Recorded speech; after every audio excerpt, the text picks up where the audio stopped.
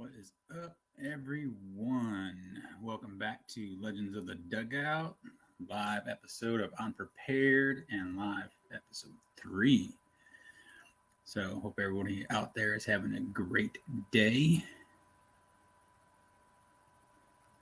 Got one viewer already. I got to put the context in the chat. There we go. So they can join me. Who is going to join me first?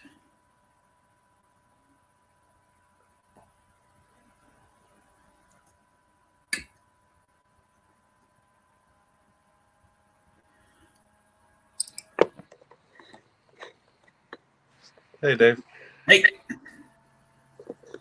Yeah, I was like, I'm good, man. For you? Good. I was like, you got a mirror back there behind you? No, that's just the window.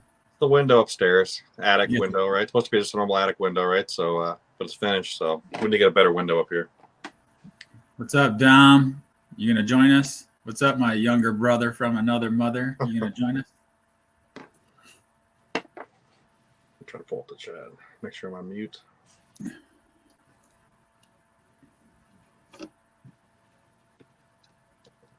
You're good. What you have for dinner? Chili's. 45 minutes to decide we're gonna have Chili's. Pretty painful process. Could have got there a lot sooner, I think, right? 45 minutes. So anyway, yeah, it worked out. They were at least had the food ready when I got there, so I was able to make it on time. Hey guys, John. Nice shirt, man. Did you do the interview? I did not. He had something come up and had to cancel. Okay. It is his third postponement. I've had one. Okay. Life happens, right? Yeah, exactly.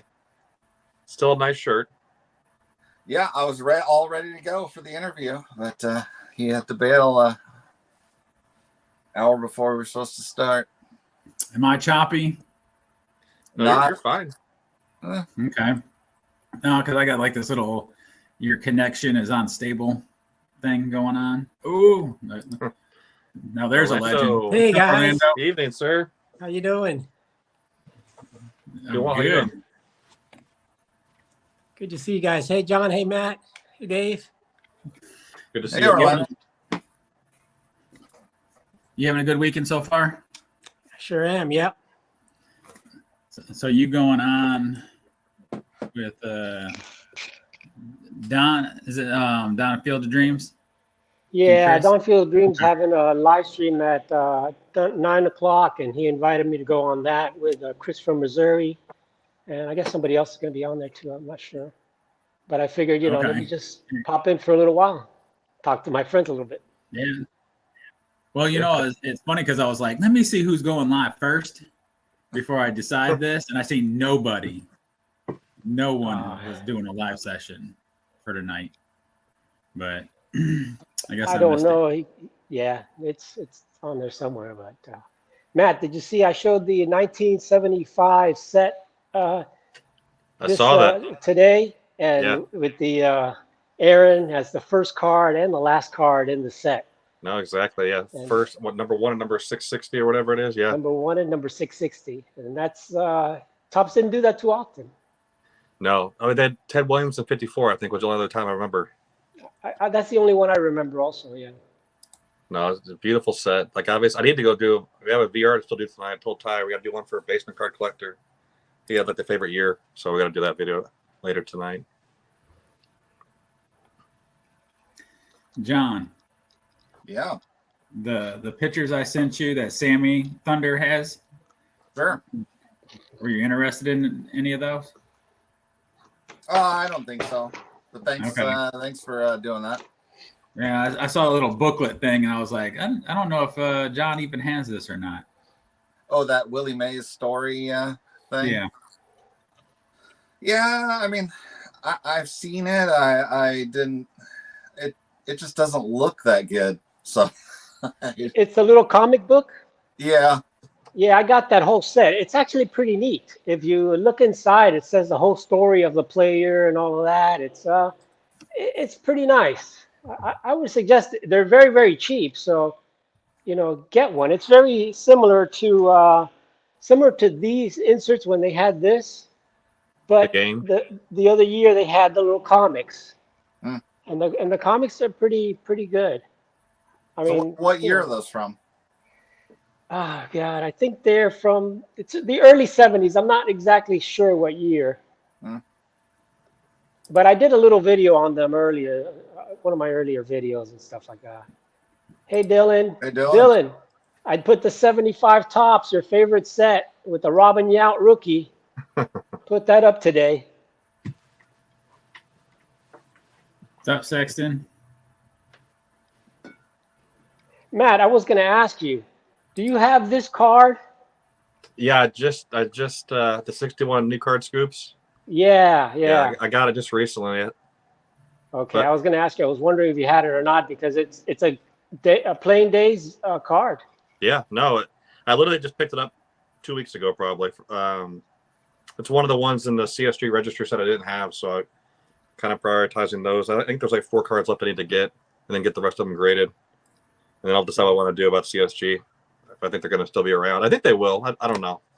I'm just They'll worried. be I don't around. grade that many cards, but I noticed, like in your video you showed last weekend at that card show, they actually had more of the cases there than I'd ever seen at a card show.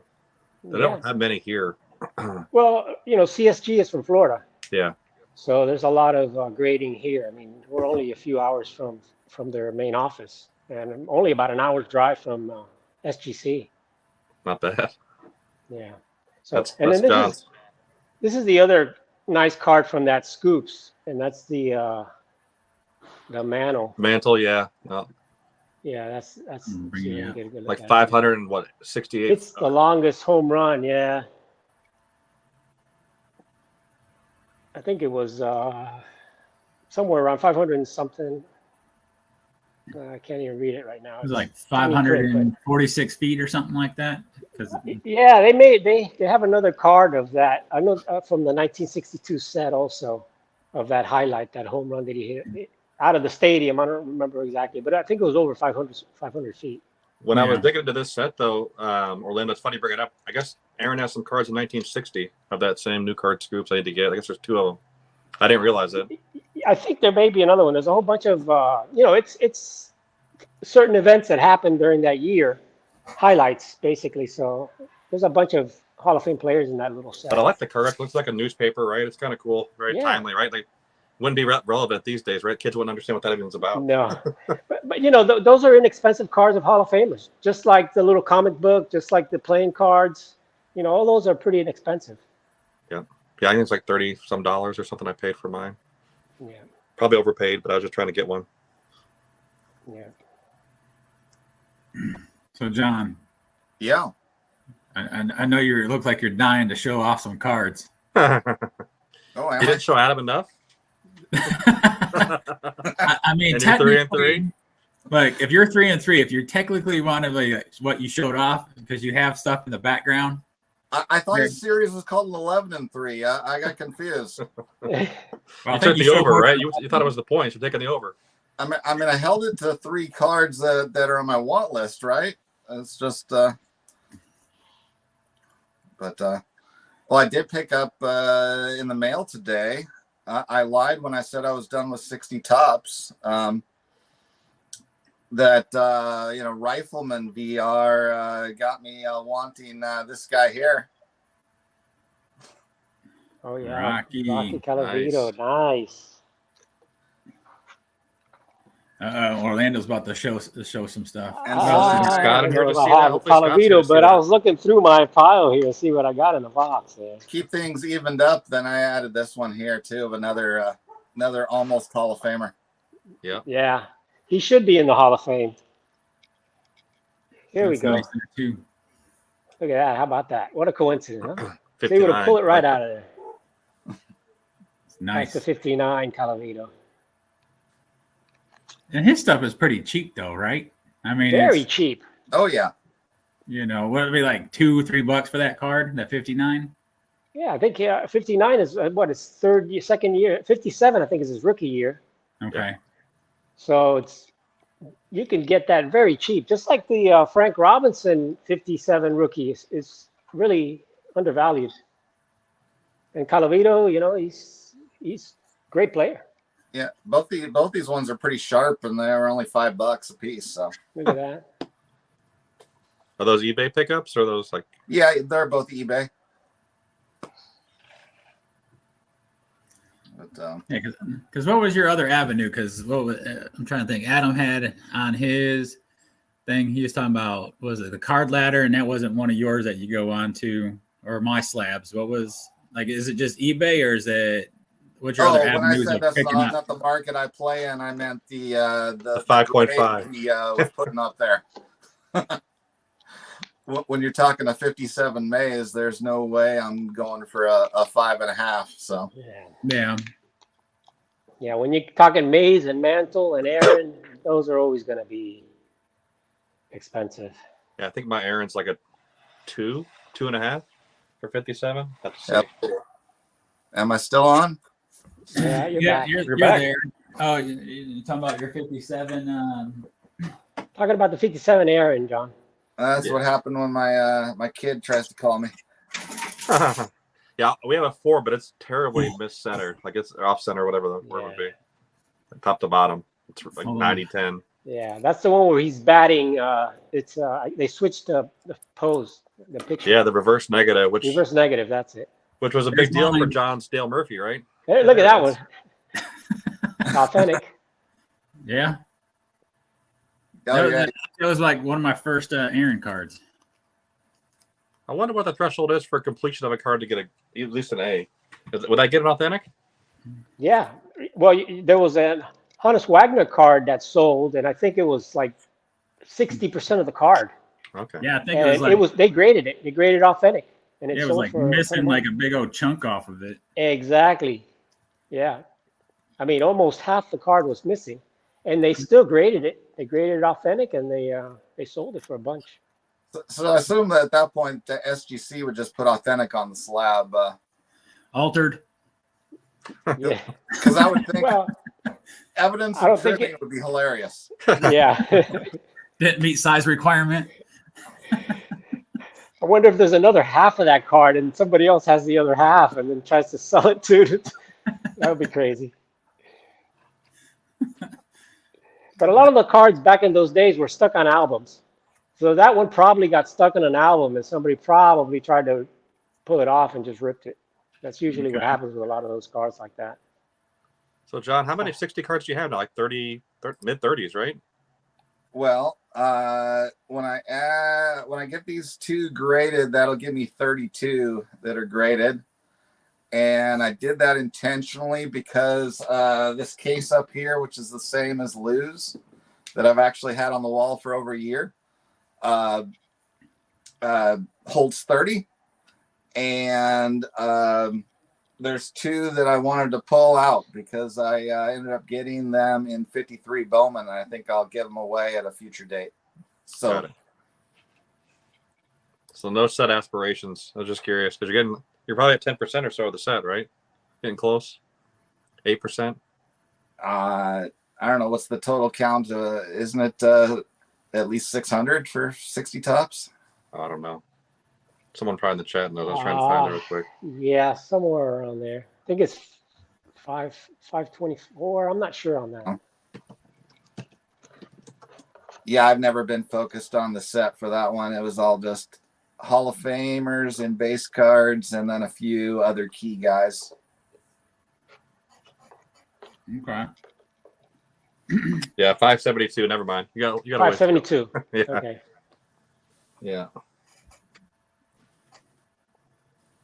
When do your complete start set, Orlando? I know you sold off some to buy some of the, like you mentioned last week, some of your like Goodwin champions and everything else, but yeah. The sets that I have the 70s, left, right? I've got the 59 set. I've got that still complete. I've got the 62 set, and then I've got from 70 all the way on. Okay. I used to have I had I had about 80% of the 34 Gaudi, which is my oldest set. Almost had that complete. I did complete the 53 Bowman set. I had almost the 53 tops, almost complete. I completed the 57 tops, the 58 tops, and the 54 Bowman. I completed that, and almost completed the 55 Bowman that I think you're working on, Matt. Yeah, that's the one Tyrus has got about 75% of the way there. Yeah, I almost completed that. And then I broke off all the sets, sold off pretty much everything. I kept all the manuals, of course, and a few of the stars, but sold them to get better stuff that I have now. Upgrades. Yeah.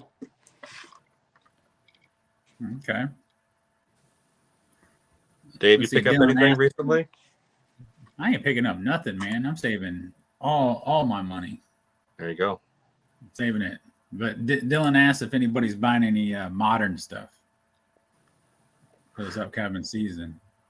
No, I didn't open any 23 tops this week or anything. I know some people did, but nothing. I'm going to a card shop tomorrow with another YouTuber, and I don't know if we're going to buy anything there. I'm not intending to buy anything, but we may open a pack or something like that. I'm going with Will Boggs over there.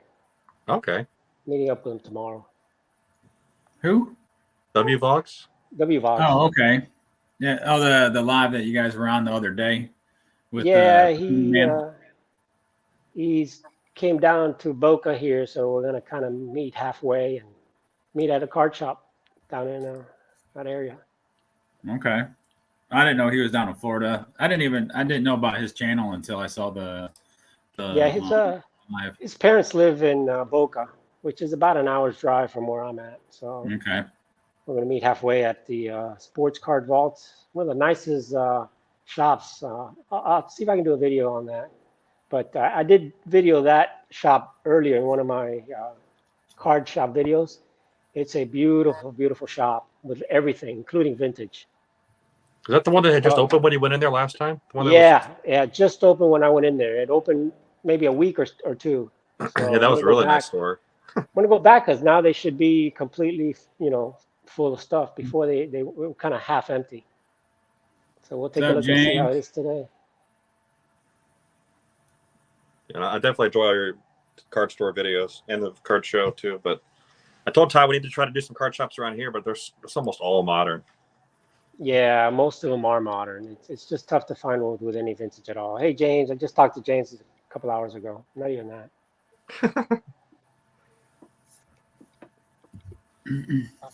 Oh, looks like Sexton is buying a bird rookie, which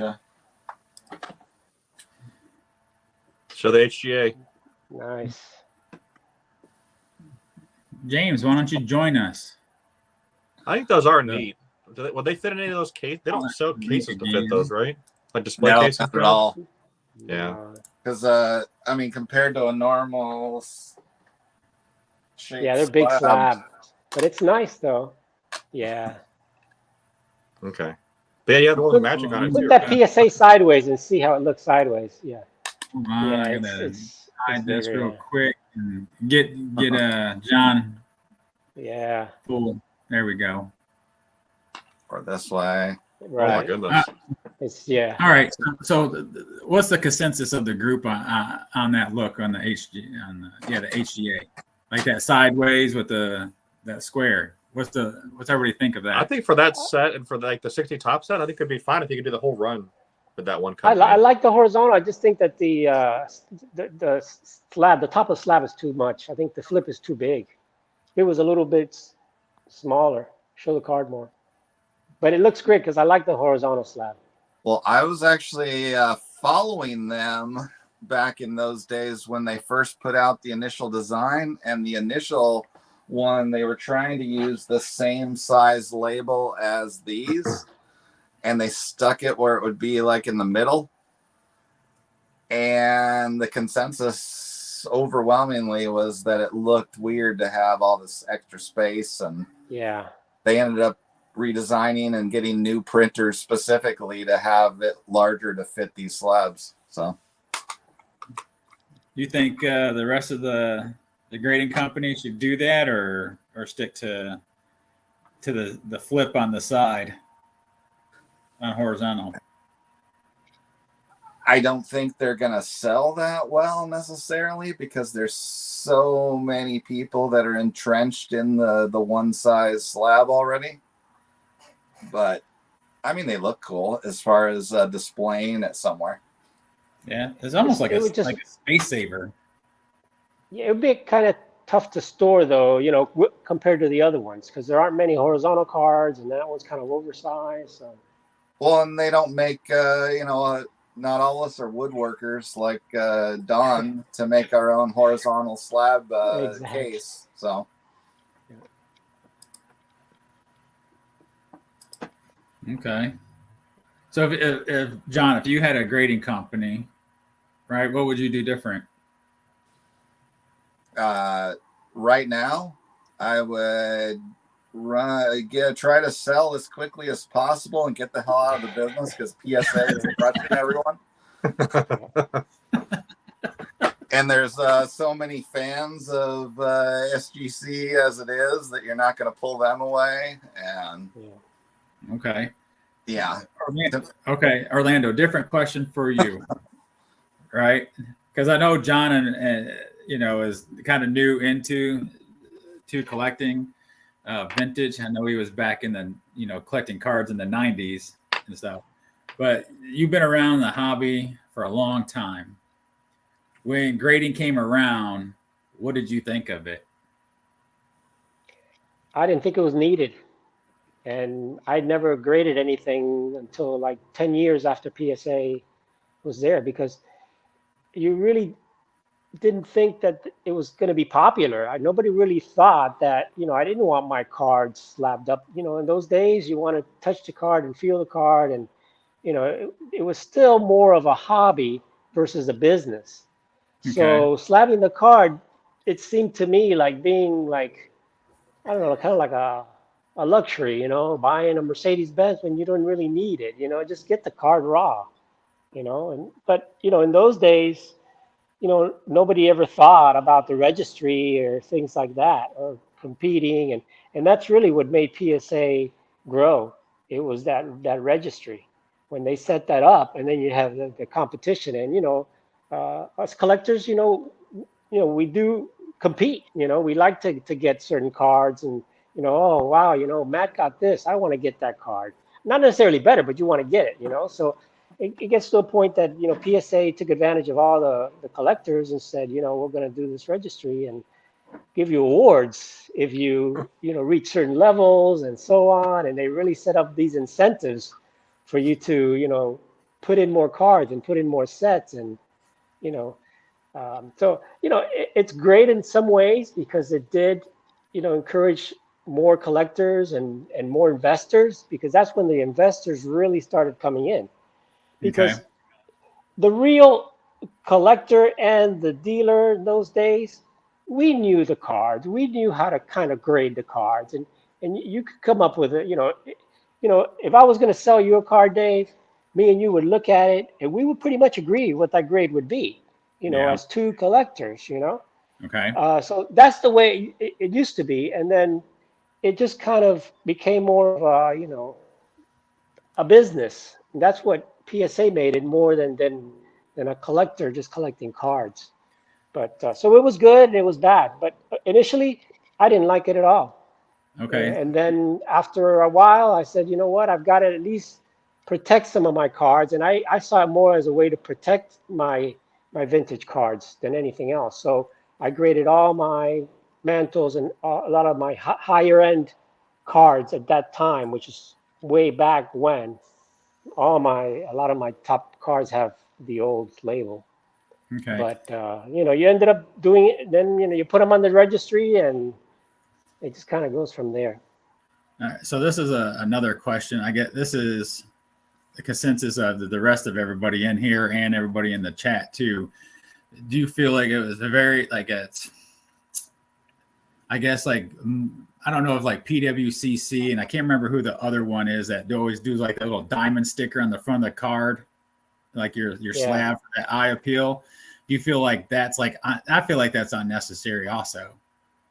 for them. I mean, it's already there. You got your own opinion on how, that card looks. I mean, because you have your own desires of what you're looking for. I don't need somebody else, slapping this gets an A or this gets a diamond on it with this. Just like any grading, it's all an opinion. You get the little diamond because this guy thinks this grade should be better than it actually is, or the same thing, or the head of PWCC, Brent or whatever, wants you to know that he thinks that card is better than it actually all the other 5 grades. It's their opinion. That's really all it is. But you and I can look at a card and see that it's better than the grade. I mean, you look at this Red Heart card, graded a 3, and you're like, I'm gonna bring that up. That's a lot better than a 3 to me. So it's just one of those things. I'm going to give this an Orlando sticker there, or Adam from the Sanctuary sticker. But you're not that's all it is. Somebody else to put a diamond or their opinion sticker on there. Well, the PWCC thing is all about money. Yeah, they get more money. They're all about money. That letter means something to them, right? They're gonna get more money on the auction. Exactly. They're all about money. Yeah. So they get a bigger cut. Yeah, that's all it is. Kind of like PSA, like upcharging because of the grade. Yeah. Now, in fairness, if the pictures aren't good, then it is helpful, right? If you're buying online, I can somewhat see that, right? But most things now on PWCC, they have superimposed images already. It's not necessary. It's good for people that are buying online. I agree with you there, and it's also good for people that are not as familiar with vintage or are not that familiar with certain cards.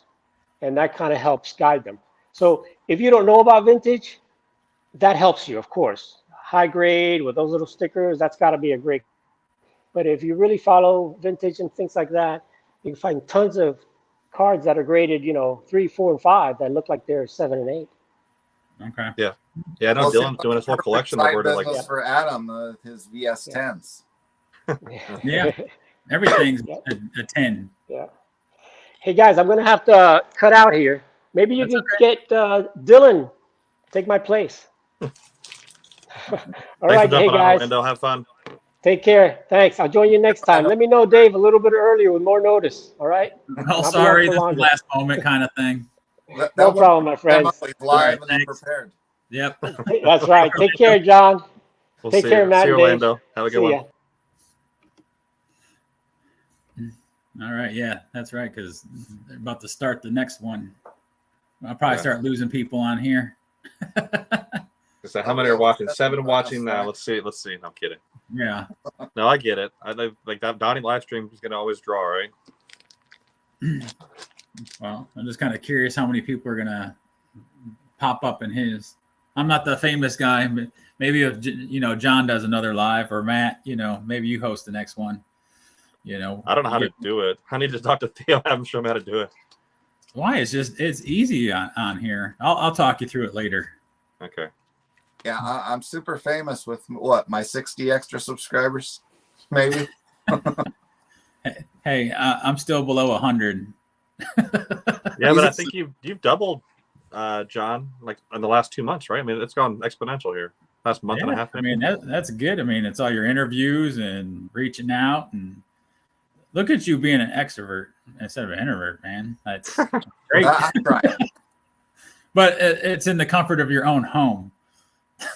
Exactly. So you're like, if you're not next to me, I'm good. Yeah, and if it's a one-on-one discussion, that's much easier. So yeah. So describe that card show you went to with Adam. Well, it is a mall that is in an area of Portland, like many areas of Portland, unfortunately these days, surrounded by homeless camps. In a mall that is almost completely dead, and it has, they quote it as being 60 tables, but many people have two tables. I did notice there are some single table vendors. And there turned out they added another vintage dealer this time. So there were three. So, yeah, the new one, he actually has a channel. I think it's PSA Vintage and More, something like that. Okay. All he does is vintage card PSA reveals, but he's actually been doing it for a few years and had like 400 and something subscribers. And it turned out I didn't even realize I was already subscribed to him. So when I got home, I realized that. But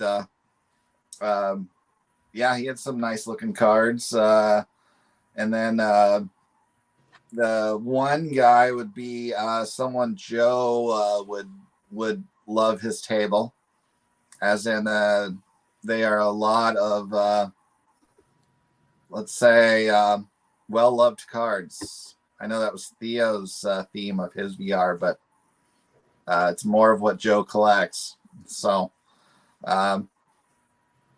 but then the other guy is usually kind of high priced, but it turned out it was pretty good on the one card I did pick up from him. So yeah, that's a beauty. Yeah.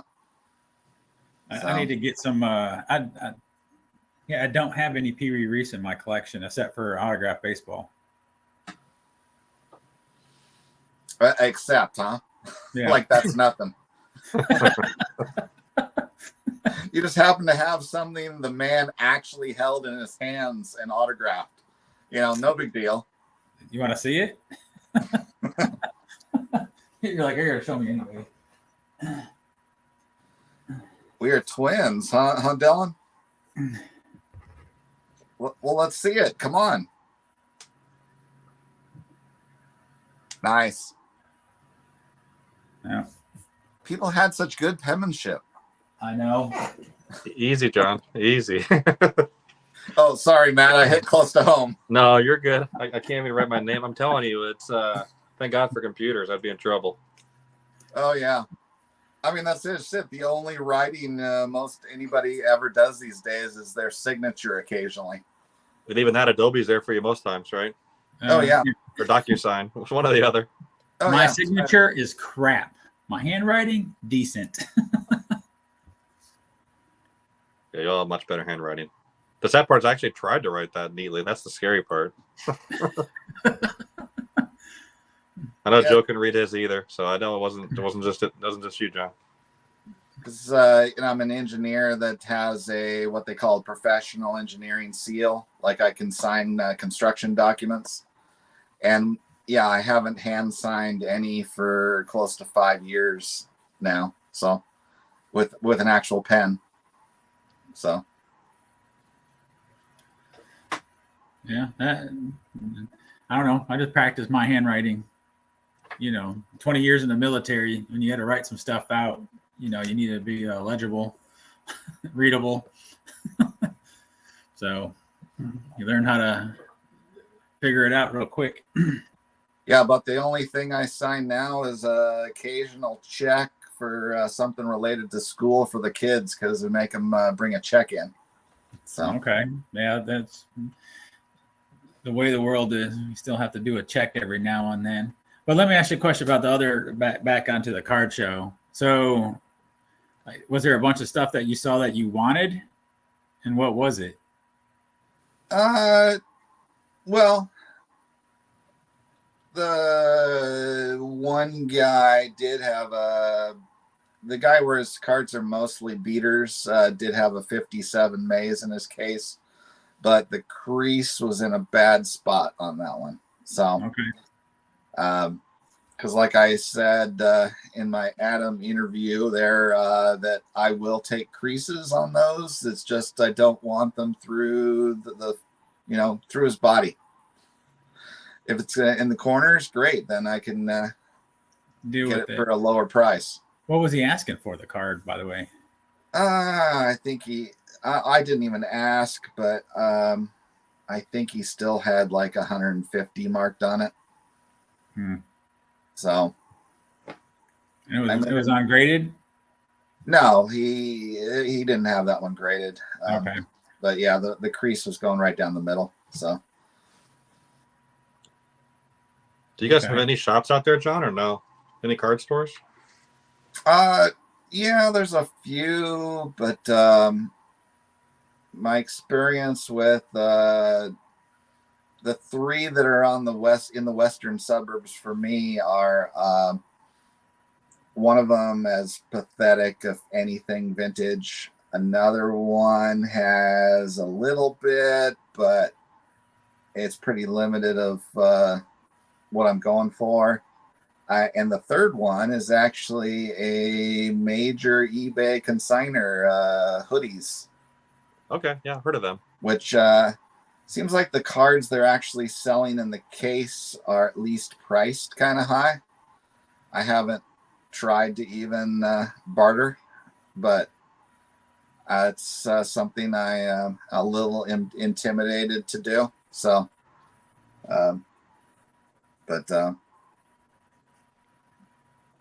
yeah, those are the three I have to work with that are in relative proximity to me, where I can get there in a half hour or less. So you're basically mostly eBay, what I'm hearing. Yeah, pretty much. I usually have quite a few saved searches going. That. So when you go on your family vacation this summer, have you like looked on your route down to any card shops along the way or in the area that you're going to? Oh, we're gonna fly. Okay. I can't take the extra days to not fly. So. Oh, how long would the drive be then? Oh, from us in Oregon to all the way down to LA, it's 20-ish hours, 18. Oh, wow. Yeah, I mean, the state of Oregon is already 5 hours north to south. And then, well, here to Sacramento, I think is 10 hours or so. And then it's probably another 6 to LA. So about 16 hours. Jeez. Nope, don't want to do that drive. California's a tall state. Yeah. I think it's taller than Texas. Yeah, no, we're pretty wide. Yeah. The people and the state. Yeah, because I'm headed out to in Vegas on the 6th of March. So I'm going to try to go out to what is the Awesome Card Shop, and then there's another one that's I can't remember what it's called, but it was the one that was the guy from that always come in from Pawn Stars when they always had some baseball cards or something or some sports stuff come in. I can't remember the name of the shop that's there. Yeah, I can't either. So I'm I don't watch the show enough. It always feels too fake. Yeah, I hear that they have like another area that looks just the same. You know, that they built up just for the filming of it. Yeah, heard that a couple times from different people. But then I heard that, yeah, if you go into the store, you know, you might have like one of them. They're not all sitting out there in the lobby or anything. They're all in the back, and then one might come out, you know, once an hour or something. So, and I guess there's like some group page or something somewhere where, you know, somebody would be in the store and then they'll like announce that Chumley or Rick or somebody is coming out or they're out there right now, and then draws more people in. So I don't know.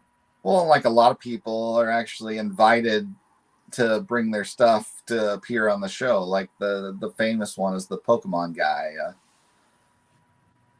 You know about that one, right? Yeah, Theo showed up with his stuff.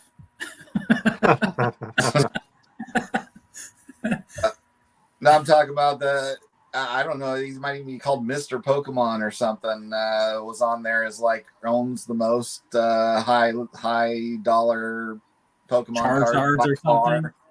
By far of anyone. So, and then went on there and pretends like he's going to sell it to them. Just to show it off, basically, right? Yeah, pretty much. So then they can talk about it. So they have a subject matter for the show. Yeah, you're gonna miss the big show out there, Dave. I was just looking it up. The Mint Collective is at the end of March. Missed it by 3 weeks. Yeah, it's not my show. Oh, Dylan's saying him and Dom left us for a bit. I guess Dom live stream. How was the other show? How's the other live? I seen that we jumped to 5 and back down to 3, and Dylan and I didn't take you for it. It's okay. We got thick skin here. Oh, why don't you show some more cards? Guys on Die's live streams. Show some more cards, John. They want to see cards. All right. Well, here's my big card of the day, right? I know. I saw that video. Hold on. Can we zoom in? Because I couldn't quite. I was watching it in the car. You didn't.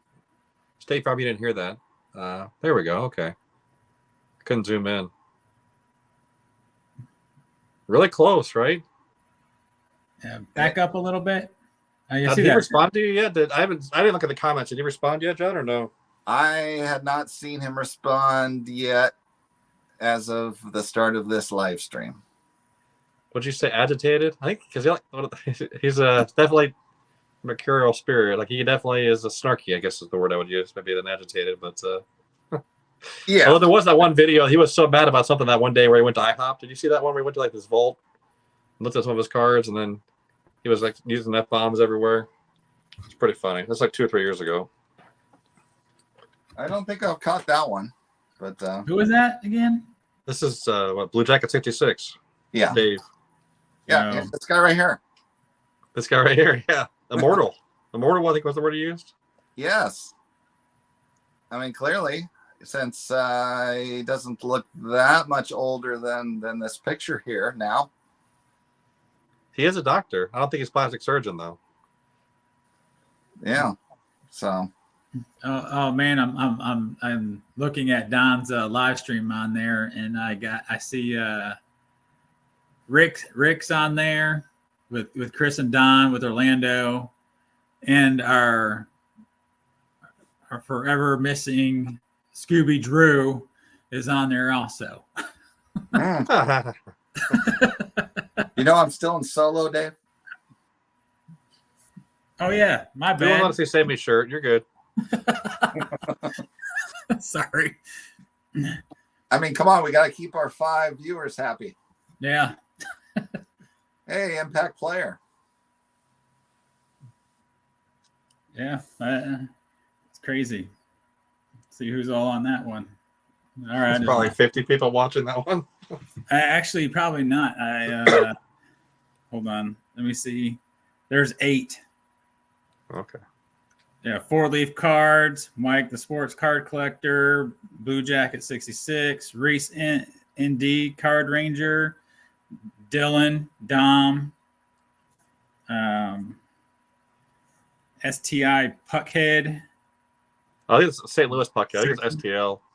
That 70s card show. I see that. That's all I see on there right now. Richard A. Hudson Sr. I don't know who that is, but it's all good. We're here having a chat. Here to say hi real quick. Oh, hey. You going to say hi before you head over to Don's live stream there, Theo?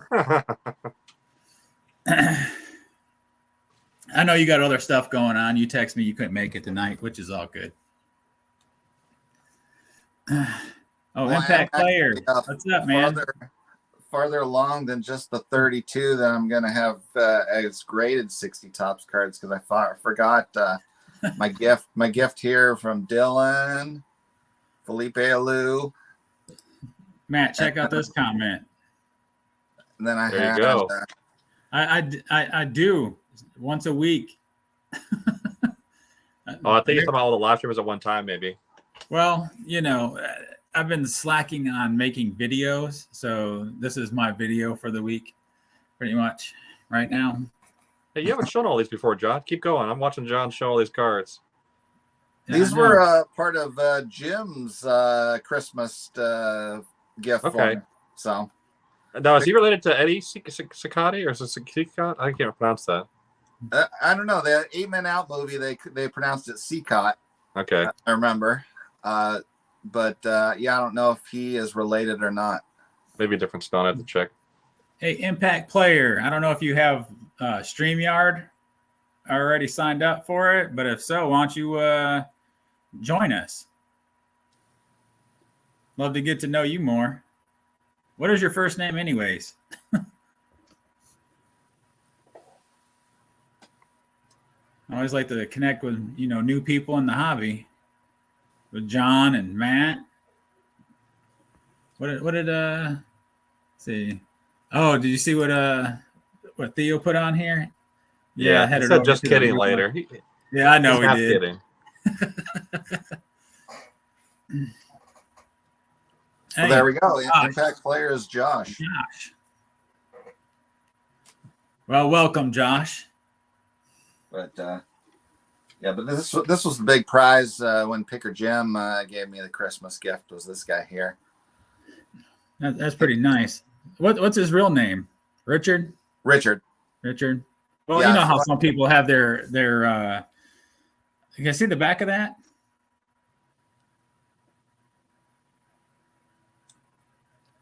Oh, the writing. I love that. Yeah.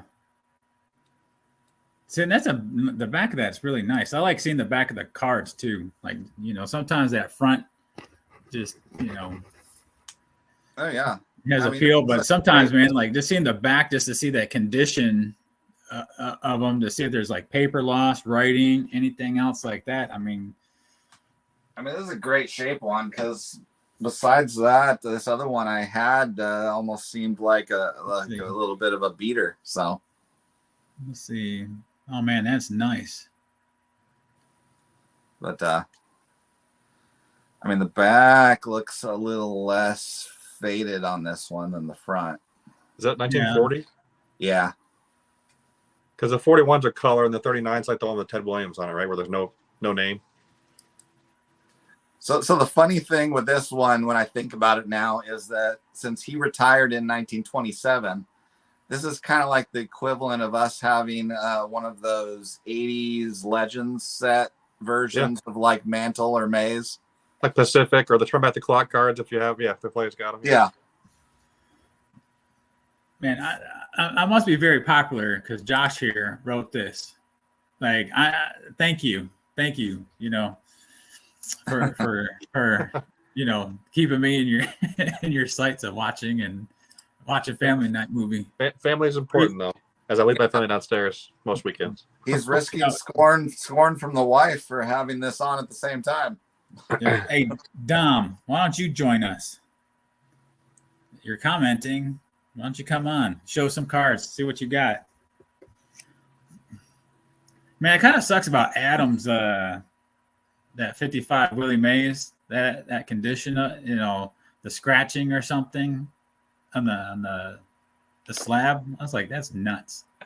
Because it was like a perfect looking card. Like most of the ones that Ty has a little bit of corner wear, or like the edges are really bad. That one was like pristine. Yeah, but it was just the slab. Like how bad was the slab? I'm just kind of curious. You're muted, Matt. I know you're probably talking to. What's up, Ty? Tyrus came up to say he's checking in real quick. You want to get in this?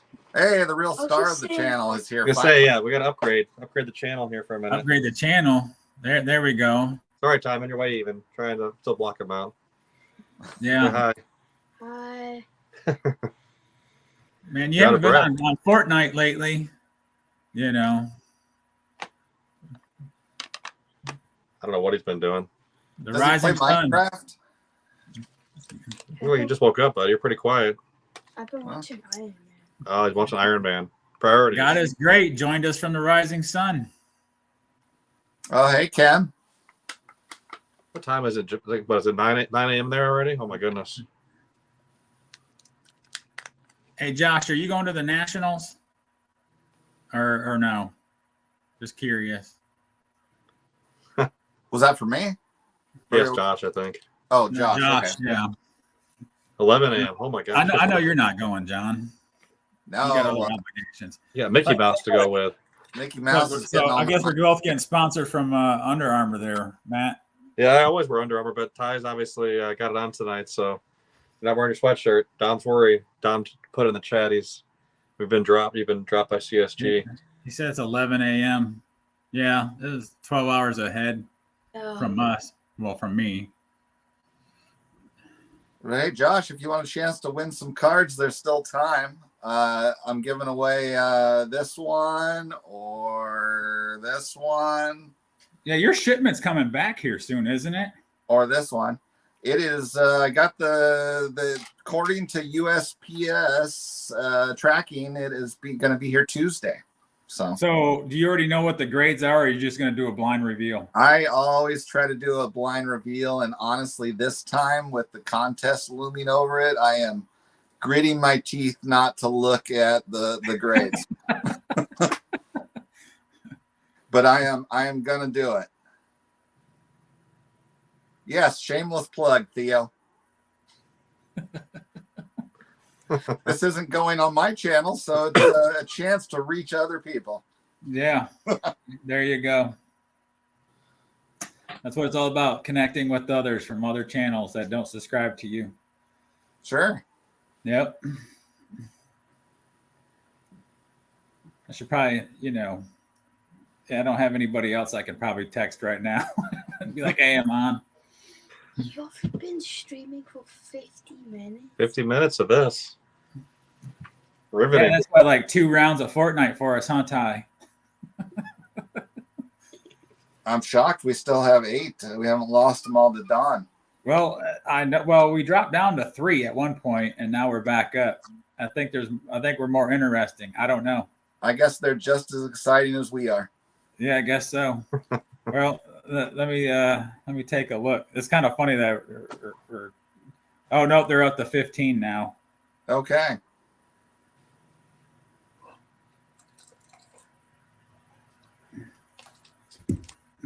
Yeah, so that's all good. Here's the way to kill it. Hey, nice. I can't see. Can you make it solo mode? It's an elf card from Jersey. Oh, nice. Yeah. Don't you have the whole set of that? What's up, Stu? No, this is just from that pack that Dylan sent me. Oh man, you're on the road. Where are you headed to?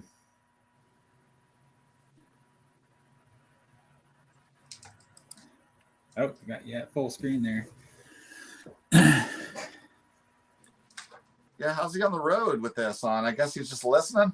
Well, I mean, James he was driving and listening to it also. Yeah, I guess I can't say I haven't done the same thing with the live streams. All right, Matt, since I got you hooked onto that Discord, have you bought anything off of it yet? Not yet, no. I spent like 3 hours on that first night though, and I haven't bought anything yet though. But it's fun to scroll through and look at all the offerings, right? So, man, there is some crazy stuff in there. But it goes it's quick. So tempting. If it's priced Well, it some goes of it quick. stays.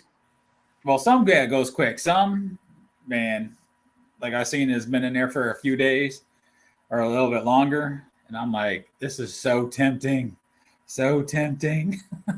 Did you guys watch Enough Said card? He had Andrew, that pickup he got of that Moonlight Graham card. Oh my goodness. Oh, that was awesome.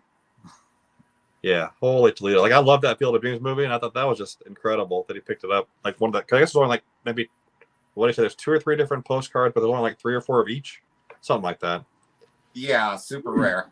And he did actually say how much he spent. I'm not gonna say that here, but yeah, I heard that part too, but Yeah. I get it. Like that, I mean, it's just a really, I don't know, anyone that grew up in the 80s, 70s or 80s and likes baseball. I mean, it's crazy. He never got that bad. Oh yeah. Everyone, Oh, and that was such a huge movie. yeah. Well, I think it's cool they're doing the games there now every year too. I like that they do at least one game a season there. Oh yeah, in Iowa. Yeah. I've never been there. Have you guys been there? No. No, I haven't. It's on the bucket list of things to do, along with what is it, the Louisville Slugger Museum? Yeah, I want to go there too. Yeah. I don't know. Like, I want to go to the Ty Cobb Museum there in Georgia. I've been to the Shoeless Joe Jackson one here in South Carolina, up in Greenville. Yeah, there's just a bunch of things baseball related that I want to do. I want to hit up all 30 parks, and if they expand out, I guess 32. So I mean, there's always something baseball related that I want to do. Well, Theo asked favorite baseball movie. Favorite baseball movie. Let's see. Dom said Moneyball 1,000%. Josh said Field of Dreams. Oh, is that definitely a bucket list? Oh yeah, the Negro League Museum in Kansas City. Yep. Favorite baseball movie. Man, that's almost a tie between 42 and Sandlot. I love 42 though. Yeah, I usually watch it once or twice a year now. It's a good movie. I'm all about Field of Dreams. Yeah, I had to write a college paper on Field of Dreams. Like we had to pick a movie and talk about it and the lighting and the meaning, and there's all this other crap I can't really remember. You don't get a tear in your eye when he plays catch with his dad, then you're not a full human being. No, I didn't cry. Come on, it's okay to show emotion, Dave. Well, my parents got divorced when I was like 6, so I think that broke me. So I think it's probably Field of Dreams for me too. I remember getting that movie. It's obviously early 90s because it was on VHS, but McDonald's sold all those movies. They were like that classic time period for like $5. I remember I begged my mom to give me that movie, that Field of Dreams movie. There you go, Theo. David Henry. Hey, from Michigan. Josh agrees with me. All right. All right. David Henry. Go Blue. That's what I'm saying. I'm from Michigan myself. So, yeah. Well, I'm from Michigan, but I lived in Indiana longer, so go Hoosiers. Beat Purdue last Saturday.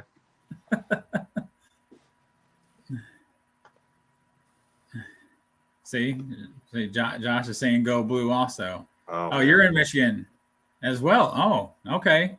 Where at? Oh, we got Spartan here. Yeah. Darth Vader is a problem for you, Dom? What the hell comment is that? Field of Dreams is cool, but the movie isn't even a best because of the voice of Darth Vader. James Earl Jones. Come on. That's weak. Hey, James Earl Jones appeared in 2 of the best baseball movies. Since he was in Sandlot also. Yeah. Yeah. Highly versatile. Like, come on. Yes. He was even the king of Zamunda. Coming to America, right? Oh my gosh. That is a classic. McDowell's. I want to work at McDowell's when I was growing up. Absolutely. Because, you can start washing lettuce. But someday, you'll get to make fries. I'll just mop the floors. Forever. There you Dom. Oh wow, Grand Rapids. I was born in Muskegon, so not that far. But he just sold the house and he's on the move. Not on the run, at least. He's just on the move. Huh? At least he's not on the run. He's just on the move. He's on the move. He wants to get closer to the card community. Nice. Yeah. Well, if you're moving to South Carolina, let me know. I'm a realtor. I can help you out. Shameless plug to the nth degree. Yes. Now, I do agree with Clemente Collector that Rudy was a good movie. Yeah. Yes. I wouldn't say best. But it's not a baseball movie. No, Rudy's great. I'm a Notre Dame college football fan, so Rudy's awesome. It's like I always loved Hoosiers. Yeah, Hoosiers Radio. too. Radio is a good movie too. Gene Hackman.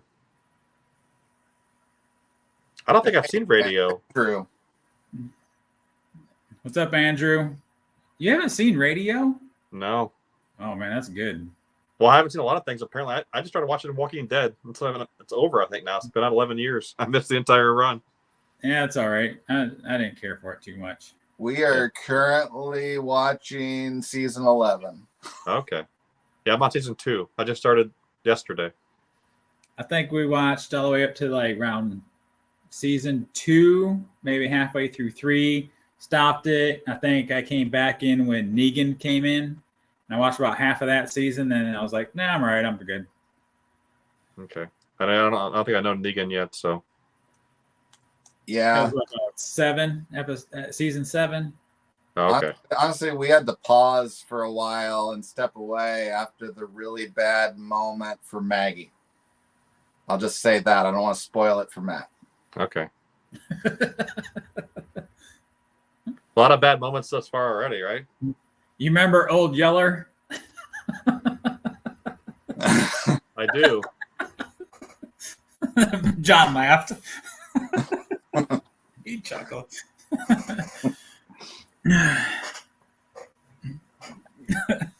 Man. Oh yeah, remember the Titans, Theo. Good. That was dumb, I guess. That's really good. Yeah, I would say Rudy was. I prefer Rudy over Remember the Titans. Yeah. I don't think. What was the other? What's that hockey one? The Miracle? I haven't seen that. I don't think I've seen that movie. Yeah, That was Miracle. good. Kurt Russell did a pretty good Minnesota accent in that one. That's what I heard. I've seen it once. Are you just picking Rudy because of Sean Astin? Steve. Who? John. Mr. Mikey. Yeah, for Frodo. Frodo, got it. Lord of the Rings, got it. No, that's I've never seen those movies either. Samwise. He's Samwise Gamgee. But Mighty Ducks, best hockey movie. I don't know about that. Slapshot. Slapshot. It's funny at least, right? I was actually kind of surprised that that Goon movie was actually better than I thought it was going to be. With the guy that played Stifler. Has anybody seen that one? Yeah, I've seen that one. What was that one called? I thought it was Goon, where he was like the enforcer on a hockey team. No, I'm gonna look it up. I mean, I wasn't expecting much with a movie starring him, so I just had a low. You didn't like Role Models? Role Models was good. That was a funny movie. Goon. Yep. There you go. Yeah, I've seen that. That straight to DVD movie. Probably was. Yeah. Yeah. The Perfect Game. That's another good one. I'm still waiting for the Purgatory, review, John. I know you finally watched that movie. Oh yeah, I did watch it. It was Well, it was better than most Eric Roberts movies. Let me say that. Very glowing was it review. better than my videos? You don't want to set the bar too low there. White Man Can't Jump. American classic. I quoted that one the other day. That. Picked up on that when you guys were talking about patience, and I was like, I listening, but I don't hear you, right? And that's from White Man Can't Jump. 6.8 review. That's not terrible. I'll have to watch Purgatory. It's not terrible. It's watchable. That's a spaghetti western. It was not spaghetti. It was probably straight to DVD, considering the cast. I think that's what they consider like spaghetti. It's like a B-rated, like it's well, spaghetti. You're talking about the Clint Eastwood ones he actually made in Italy. So, oh no, that's not. I was thinking like to me, like spaghetti westerns are like B-rated, under budget. Like they're just like they're the bland, kind of easy to make. I watched The Pistol. Also, Josh mentioned. It was a little bit cheesy, but it was interesting to watch. I don't think I've seen that one. I haven't either. I watched the one like the made for TV when I was growing up in the 80s. about Pete Maravich. That was the only one I ever saw. But No. You guys watch any of the like Eastbound and Down or what's that one with the Magic Johnson they put on HBO? Showtime? Yeah, I watched that one. oh yeah, the Showtime one was definitely inflammatory. Good. The Jerry Buss. portrayal of Jerry West. I mean, they did the logo dirty. Well, Jerry Buss's portrayal was pretty. I mean, if that was anywhere near accurate, how it's an interesting life he led. Oh yeah, the interesting. Yeah, entertaining. Yeah. So.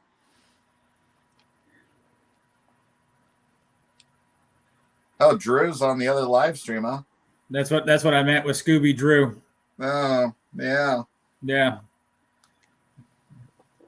Yeah, saw that he was over there. The man that hardly texts. The bigger dog invites you, you go to that party. Time for some randomness. Yeah. There you go. Show some cars. That's what we're here for. Wade Boggs, Sport Flicks.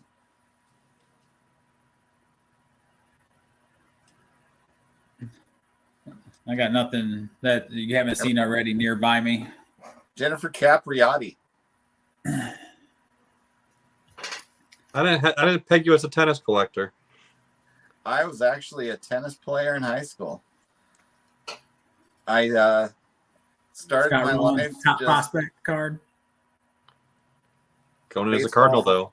Baseball, basketball, but couldn't make it to the JV team. I wanted to keep playing some kind of sport for basketball and picked up a tennis racket. Check out that. Here, I'll put up the screen. Michael Jordan. See. Yeah. Who's now 60 yesterday. Yeah, a I little saw older. That. Be a little older. Got some Chenille Keel exclusive classics collection.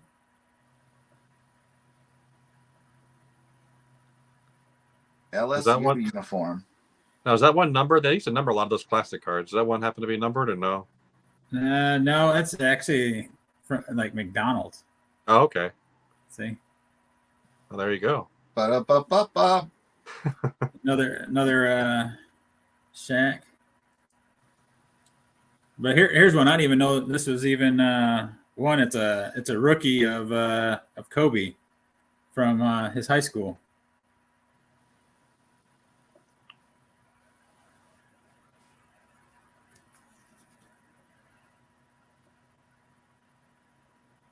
Yeah, I've never seen that card. Yeah, I found that in the stuff that my uncle gave me. Then an old sweet Lou. When will it happen?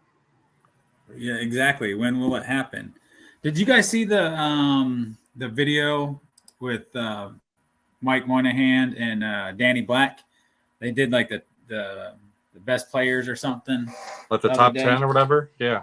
Yeah, the top 10. Oh, where it was all war for Mike. Yeah, the war. And the other one was like war per at bat or something, or I think it was OPS plus for Danny Black, or, and then it was war divided by plate appearances for Mike, right? Yeah, I watched that one. Yeah. No Hank Aaron in sight.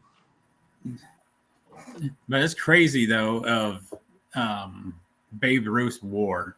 Yeah, then. 160 something or whatever it is, or 170. The way it was, I mean, you got to think. I mean, they didn't have 162 games then. No. I mean, it was what? How many games? 148. Yeah. You know, imagine what it would have been if it was 162 games. You know, back then also. Where would his war be? I mean, he'd probably still be double than everybody else. Well, he didn't have to play against the best athletes, though, did he? He played with them. No, I don't think they were allowed on the field. I got what you're saying there now.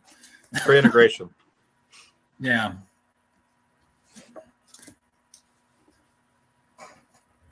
Oh, Dom's saying it's 150 when Ruth was playing. Okay. Yeah, I remember like 148. I thought when he hit 61, I thought they played 148, but I can't remember.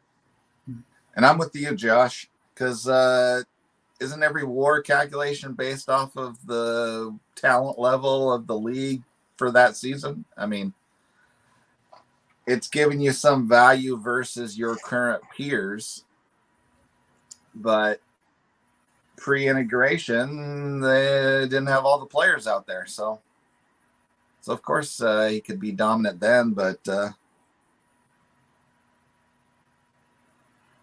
so You just won't one know. of That's those the things problem. we never know.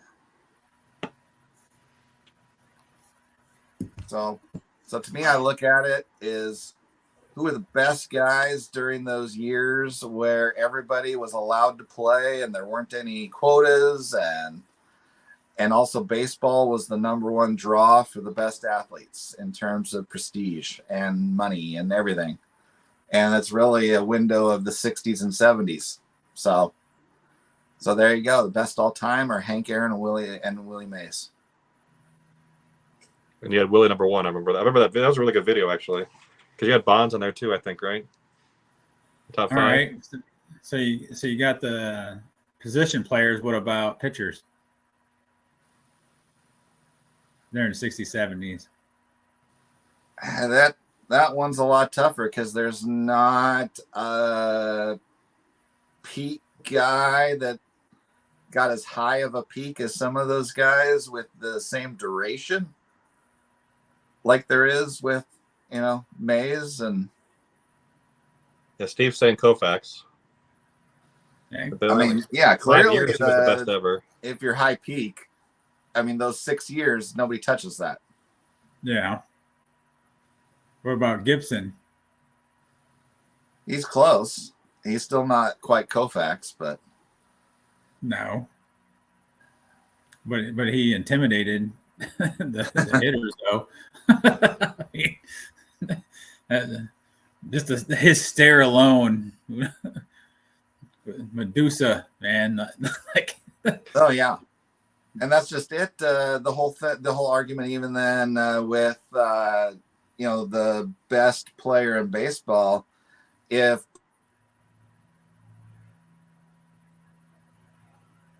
best sport. Nope, you broke out, John. I'm saying if Bob Gibson grows up today, he's a point guard in the NBA because that was his best sport. No, you're right. If Willie Mays grows up today, he's a quarterback in the NFL. Okay, so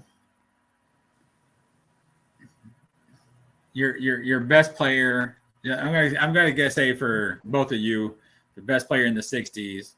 You're each gonna pick who you collect most of. Likely so. Besides Mays and Aaron, who else would you choose in the 60s? Position player.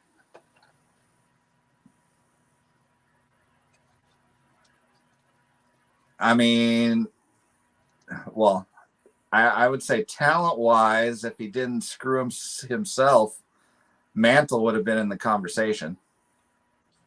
I mean, his peak years are right up there with those guys, or even higher. But yeah, I'm leaning towards Clemente as far as actually a career. So, okay, what about you, Matt? Yeah, I mean, Frank Robinson's up there for me too. But yeah, I mean, Clemente obviously very talented outfielder, 3,000 hits, but I mean, no power to speak of, or very little power to speak of, right? So just a different kind of player. Yeah, Frank Robinson is pretty darn close too. I mean, if he's up there behind Clemente, he's 4th. I mean, okay. Oh yeah, the gap in Frank Robinson prices is criminal. Dom brought that up there. Yeah. Oh yeah, Steve, Vintage on Vintage brought up Palmer not getting mentioned, or Steve Carlton. Yeah. And that's really a case where I feel like Nolan Ryan has just made all pitchers of his years almost forgotten, hobby-wise. He so much overshadows his entire career, peers. Yeah. I mean, his first 4 years were, not his best. When we went to the Angels, I think whoever the pitching coach out there improved him. Well, and a guy even like Tom Seaver, right along with Steve Carlton, you could argue that their peaks were just as good as Nolan. They just weren't genetic freaks that could go till they're almost 50 years old. Yeah. Yeah, I saw something the other day. I screenshotted it. It was talking about Satchel Paige. If I can find it real quick. Yeah. So it said in 1965, the A's signed 59-year-old Satchel Paige as a gimmick to generate fan interest. Nobody informs old Satch it's a joke. However, he proceeds to shut out the Red Sox in 3 innings. Imagine that at 59 years old. Well, considering what he did already in his 40s by the time he got to the major leagues, I mean, he would have been tremendous if he was allowed to play his whole career. Yeah. I love that story, Dave Blue Jacket 66 getting to meet him, with his dad. Like, they were going over here and doing this. Just like, that is crazy.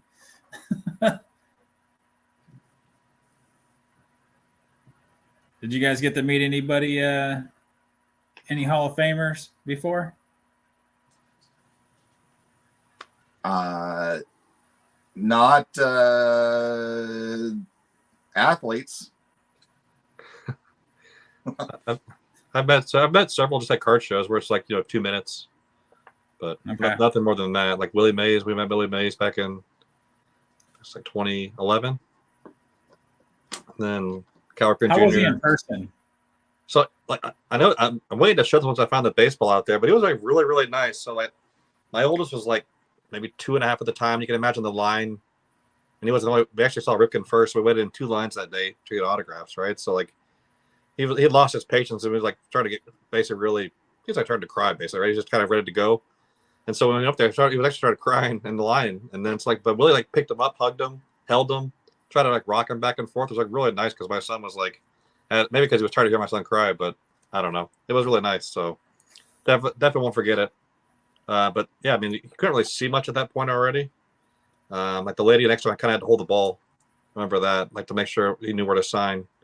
But we've met a ton of players: Cal Ripken Jr., Ernie Banks, Andre Dawson, Sandberg. I regret not seeing Maddox when we were there because he was at the same card show with all those guys. Lou Brock, several people. Okay.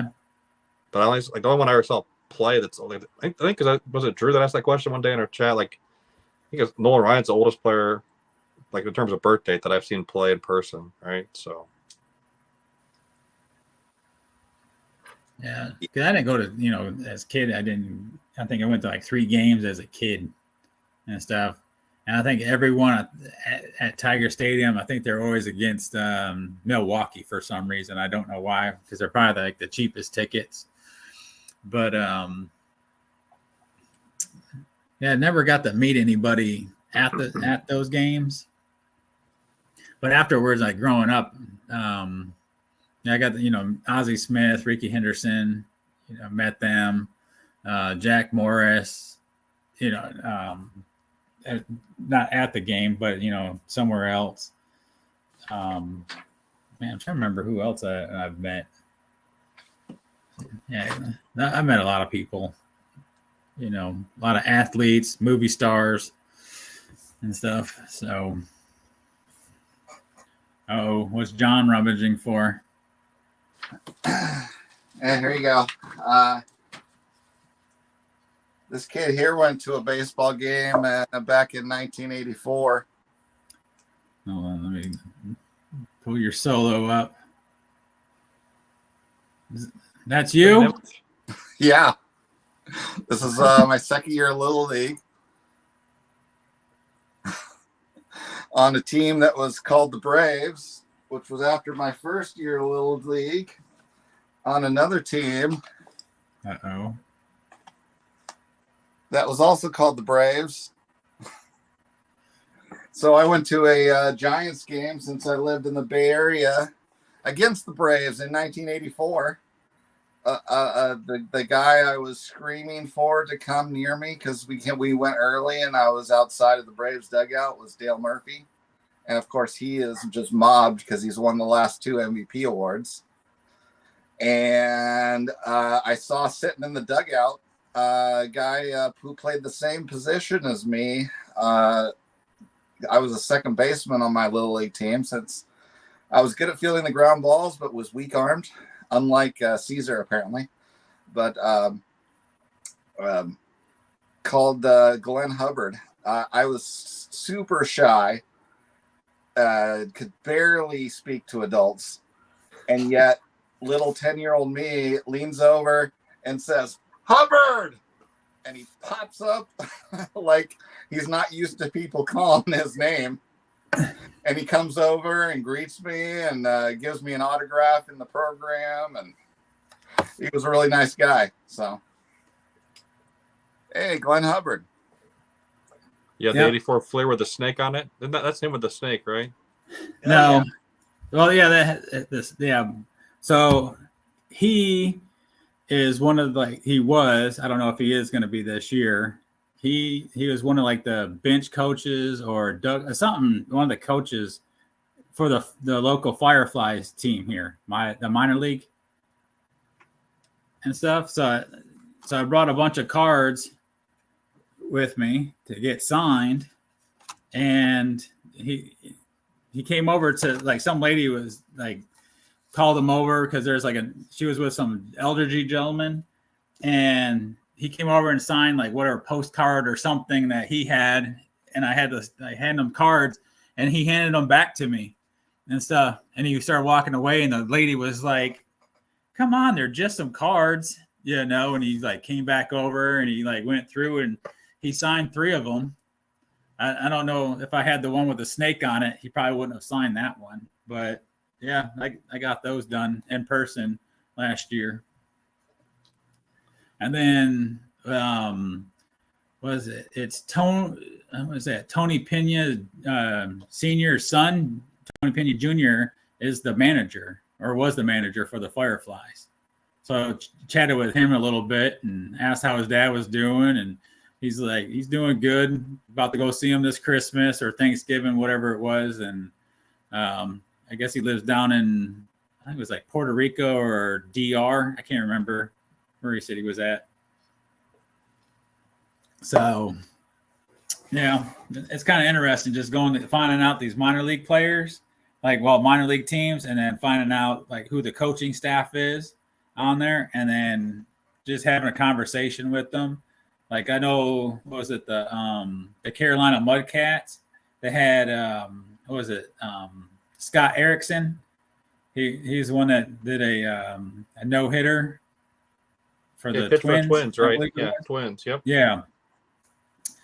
Yeah. So, I met him and asked him to inscribe the ball, with his no-hitter and the date on it. He was kind of shocked that I knew, but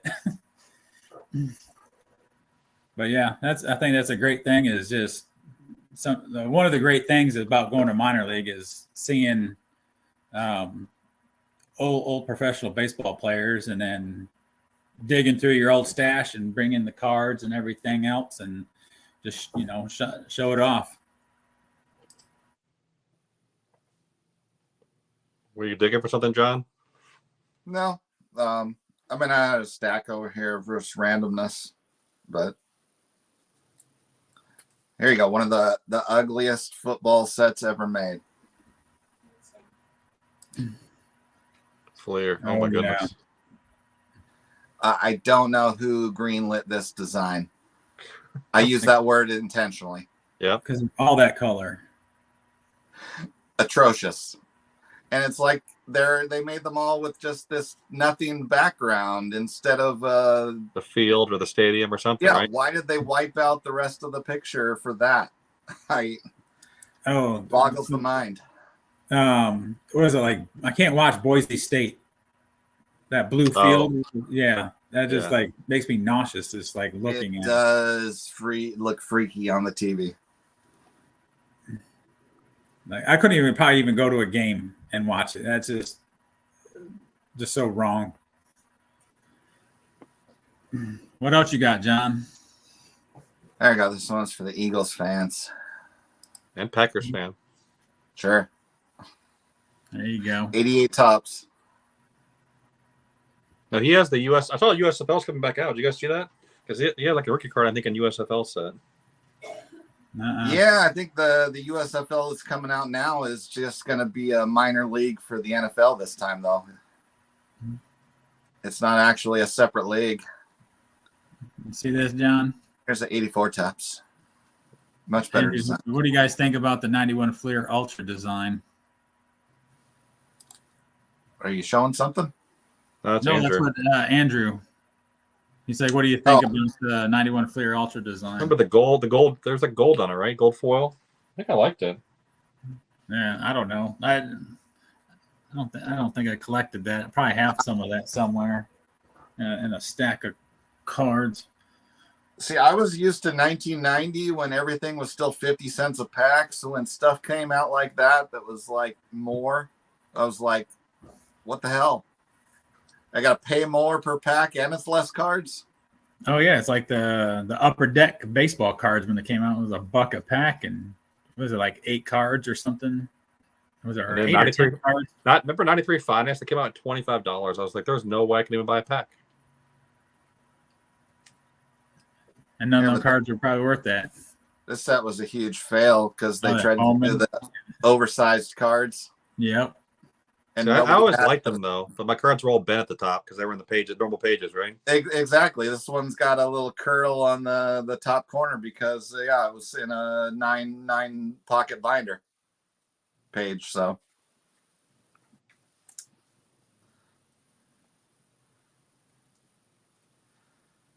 yeah. And so do you keep all your cards next to your? Because that's really like right next to your. That's in your bedroom, right? Your card stash. This is the far wall of the bedroom. That's amazing, John. I don't know how you get away with it. It's incredible. Well, that's his room. Yeah, that's his private room. That's. Well, the arrangement we got right now, this is where I work 4 days a week, also. So, office space. My work computer is right there. Do you have a red stapler? I do have one. It's still in my storage bin at the office. So you work from home pretty much then all the time? 4 out of 5 days a week. Man, I miss those days. So why they got you home 4 days? Because they make us come in once a week now for collaboration with our particular discipline. Okay. Which mine is electrical. So everyone that's in the electrical department comes in on Tuesdays right now. Ah. Okay. There you go. You showed Kobe. This is Kobe's dad. Oh, cool. 81, 82 tops. What's the back of that look like? Old tops cardboard. Yep. Well, I didn't know if there was like something special, different on the back. They just... So there's another one. Norm Nixon, Laker. He was on that Showtime special, yeah, the TV series. Show. All right. Yeah, he was the guy that Magic took his job, right, as point guard. So.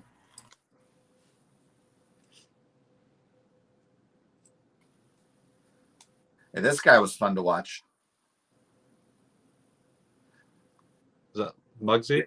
The only guy in NBA history that Dylan is taller than.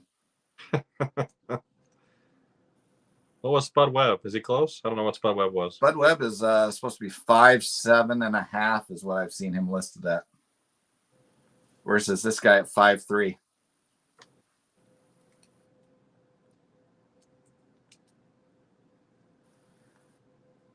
Here we go. This guy was a major superstar in the making. Mr. Jeffries? Oh, yeah. Who's on the back of that one? It looks like a sticker of Kevin Mitchell. Oh, yeah. One of your hometown beasts there. Yeah, he was. That was a fun season of his when just everything went right. I don't know. Was he juiced? I see some color TV sets. That is a 55 Bowman there, ain't it? You and Ty need that one? We have that one. Is that Bruton or whatever I say his name? Bruton? We have that one.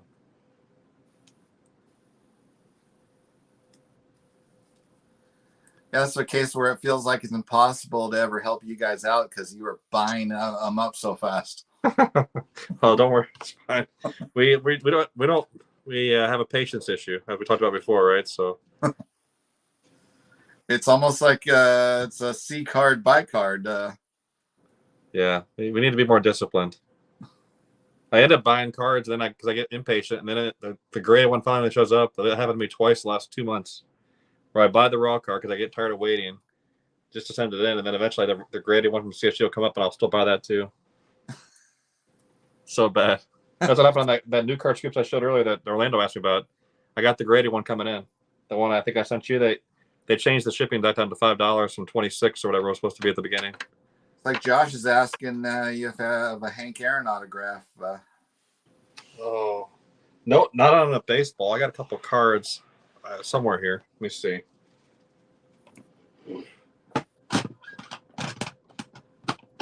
What is that one? Del Crandall. All right. Oh, is nice. that 51? Or is that 50?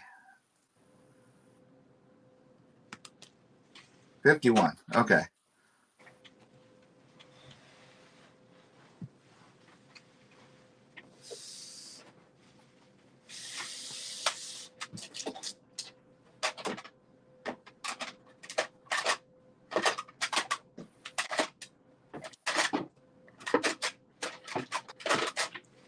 So I got this one, Josh, handy. I can't find the other one. I have just 2 autographs. But we weren't planning to buy autographs, honestly. We're going to just go with this is a 2021 Heritage. So that's the only 2 we have for now. The other one's a 2017. Can't remember what it's even called. Oh, Topps Transcendent VIP. I'm not sure where it's at. It's one of these boxes. Here we go. Here. Oh, nice, Mr. Satch. Now, was that reprinted? Yeah. Yeah. So put some tape on that. Some Scotch tape. That's what that needs. See my Yogi rookie there too.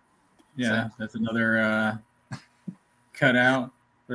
These were all ones I prepped for back when I did that Mangini VR, and I wasn't sure which card I wanted to use. So you think this should be Scott next Christmas card? Matt. Sorry. Scott Ranger Studios next. Oh, Christmas I like card. it. Yeah. The Billy Claus. He sent out so many cards. John, you got one this year, right? Yep.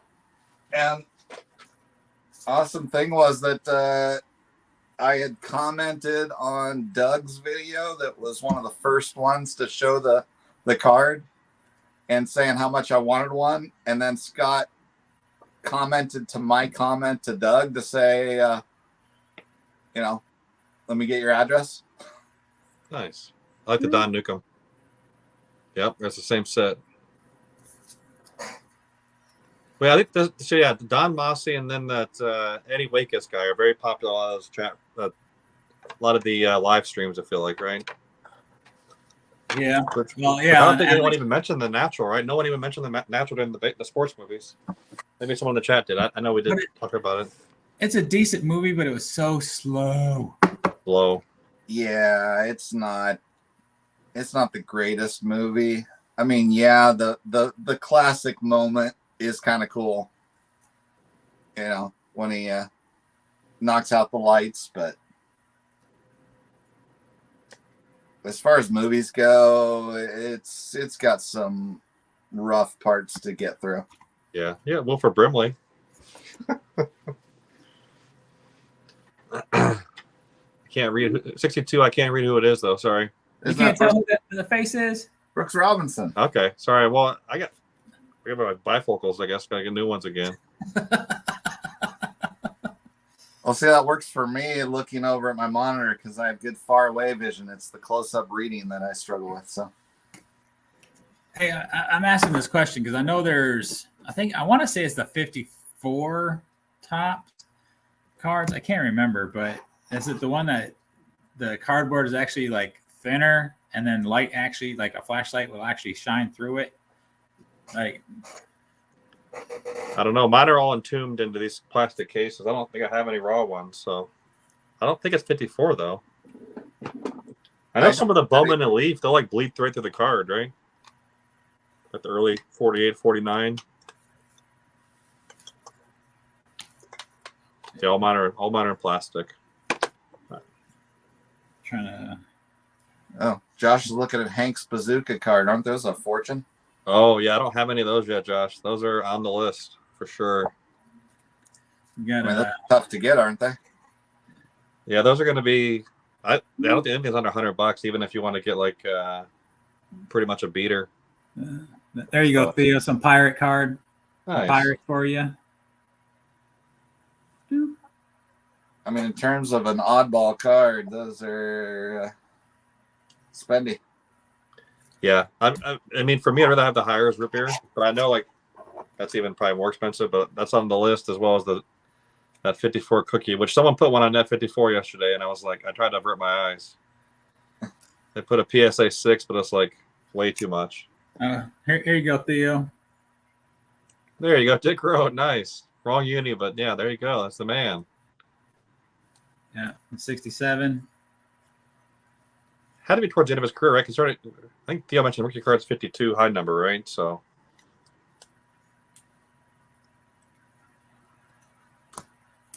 Yeah. Oh, Josh, I got the 50. I got the 55. I don't have the 54 though.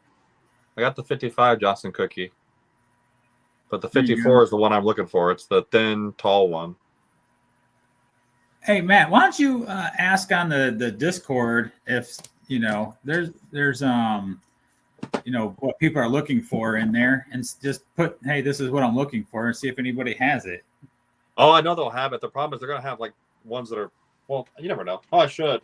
Once I'm ready to buy, right? So for sure, I want to buy the Cobb in person this summer. Just I don't trust the internet, but like in terms of that kind of card, yeah. But for the Hires, I would buy it on the internet as long as it was graded. Oh, hey, not everyone is competing. We're just here for the love. Is this the love of cards? For some reason, I feel like this is that one, Josh. I want to show you talking to it, Josh. Go ahead. You collect Hank Aaron. I got Tommy Aaron. Yeah, his brother. There you go. I can't remember if Josh was asking me or someone else, but it's the 55. It's crazy. They're both played for the Braves. Here's the back of that one. That one I like this one because it has the number in the sets is jersey number. Sorry for the glare.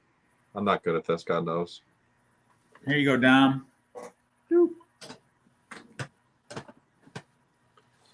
Are we supposed to show Aaron cards? There you go. Thanks, Matt. No, you don't have to. Josh was talking about some cards. Yeah, we're just showing cards. Both Stone Cold Killer. No one is like a killer like Doug. He wrecked Adam today. Damn. So I haven't seen that video yet, but I saw you all comment. I need to watch it after this. Yeah, I haven't watched Is it that bad? Oh, and he got his son to help him even. His son was the accomplice in that destruction. So Josh, I'm not sure if you've seen any other videos we've done before on this stream or somewhere else. I know I've shown this one a lot, but like, here's another Aaron you may not see a ton. It's the home run derby from '59. Man, I love that card. That's it's not a lot to look at if you think about it. There's just not a lot of them out there. That's why I like it, I guess, right? So anyway, the black's blank, of course, but this is that one that I got that stupid that we were talking about earlier. I'm not sure if you're on, Josh, but like, it's got the PWCCS, which means nothing to me because, truth be told, if I get this thing, if I can cross this CSG, I don't care about losing that designation. But anyway. Don't pay attention to the sticker price. This is not what I paid for it. This is somebody else paid for it. Is that the Topps or Peachy one? Topps. Okay, I see the yellow and green, yellow and blue. Yeah, it's Topps. Yeah, I think it's was it? I want to say it's same. It has a 70, the black, the 71 O-Pee-Chee Gibson. He got some like crazy grade on to like a 6 or something, maybe even a 7. Couldn't believe it. All the O-Pee-Chees I have are terrible condition, like max 5. Oh, there you go. Randomness. I don't have any wrestling cards, but those have definitely become quite they're very expensive now. I don't really even know when this was produced since it's got like no information on the back. You'd be surprised. Anything from the 80s for Hulk Hogan or any of those big guys is I don't know. Maybe it's overproduced. I don't know, but you never know. You could have a comic card in your hand, John, and not even know it. I highly doubt it. This thing is not seemingly like a real professionally made thing. It's really thin stock. That old triple threat. Oh, yeah. That's Chuck Norris there? Yeah, it was Chuck Norris.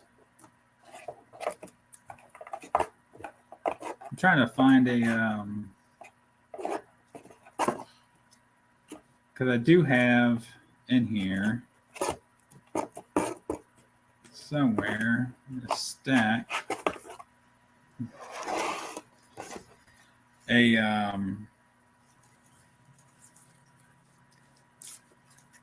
Paul Molitor, like O-Pee-Chee and a Topps, and it's crazy what you can see. I don't know, it's in here somewhere. Pull this back. Show a little bond. You know, I never owned that card. That's one of the things you saw at the card shows all the time as a kid, but it was like $50 back then. Wasn't going to buy one. Really? They were expensive in the late 80s, early 90s. That and the Will Clark was in that set, I want to say. There you go, Rhino. That'd be a fun set to buy. I would never want to buy them all graded because there's like so many cards, but yeah. Now here's one of my nicest looking Will Clark cards. These are sweet. The Mother's Cookies. Mother's Cookies, yeah. You still have it sealed? Is that still in like the little baggie it came in? That is still in the baggie. Yeah. Is that a team set or just the one card? Just the one card. I have another Will Clark around here too, as well as one McGuire. But then I have a ton of these ones. The special Nolan Ryan 5000K set. Yep. I have like 5 complete sets. There's only a 4-card set. All right, so I'm gonna go a little solo mode here on myself. So you get the Topps, and then Paul Molitor. You can see the edge, the rough cut, or whatever they call it. Yep. And then you can see the difference in the backs. Yeah, their backs are way nicer on O-Pee-Chee, right? Like we got this crappy like cardstock. Yeah. The back is nicer on the O-Pee-Chee. Oh, hold on. Ooh, there we go. Turn it there. Yeah, it's crazy. Yeah, they're nice cards. I wish they just had better cuts. I'm not sure if they had a crappy blade or what. Need a better engineer, John. Yeah, sure.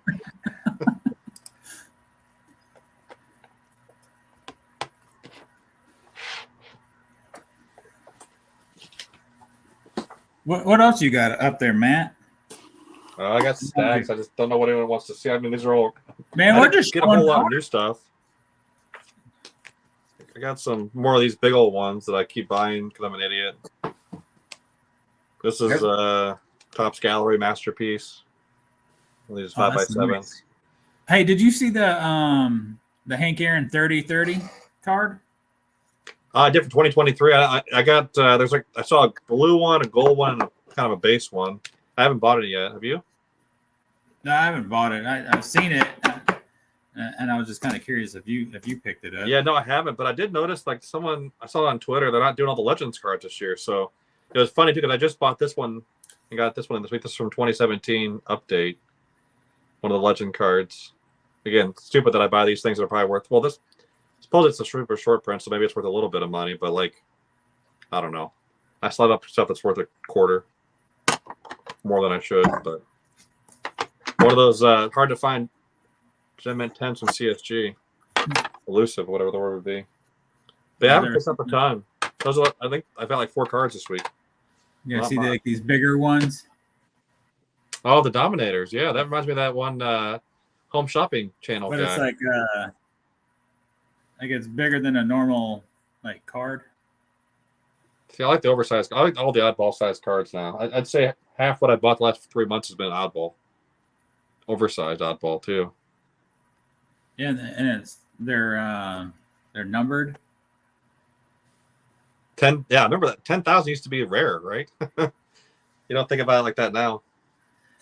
I got that one, and Honestly, when you think about it, though, isn't 10,000 still rare, considering how many cards they make with the same freaking picture on them, and they just slap on different hold on, numbers. There we go.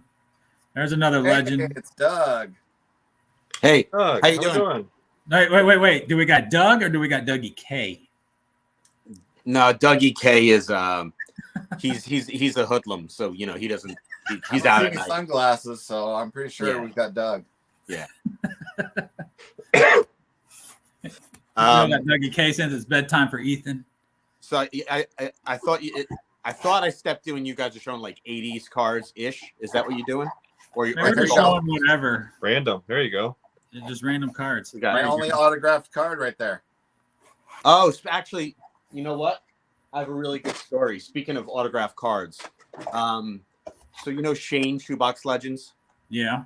Yep. He sent me a gift package, and there was a. Did you find the card? No. Oh. Okay, but so I threw. You guys know this. I threw away a card, a signed card. It's signed. It was a signed card, and my anniversary with my wife was yesterday, and she replaced it. Hold on. For my anniversary. So this is Pumpsy Green.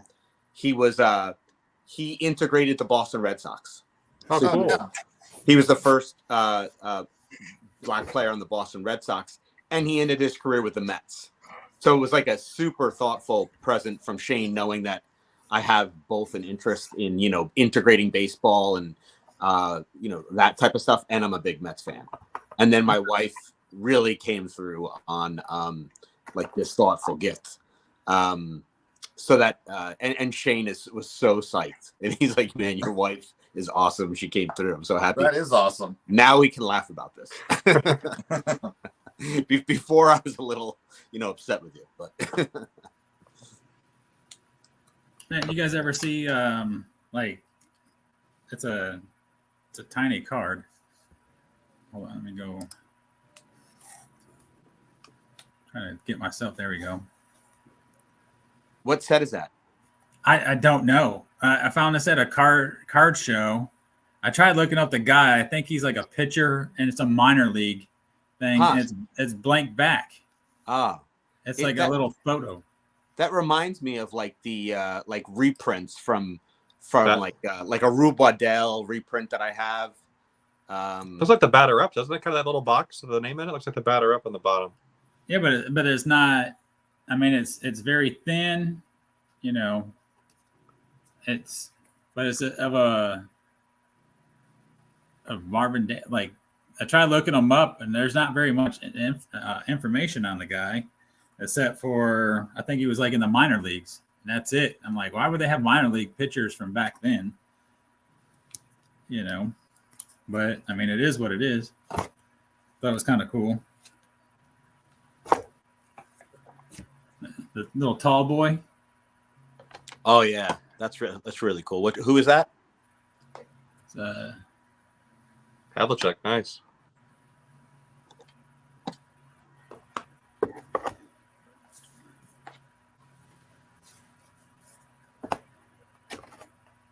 Let's see what else we got in here. Oh, here we go. Little Dave Parker.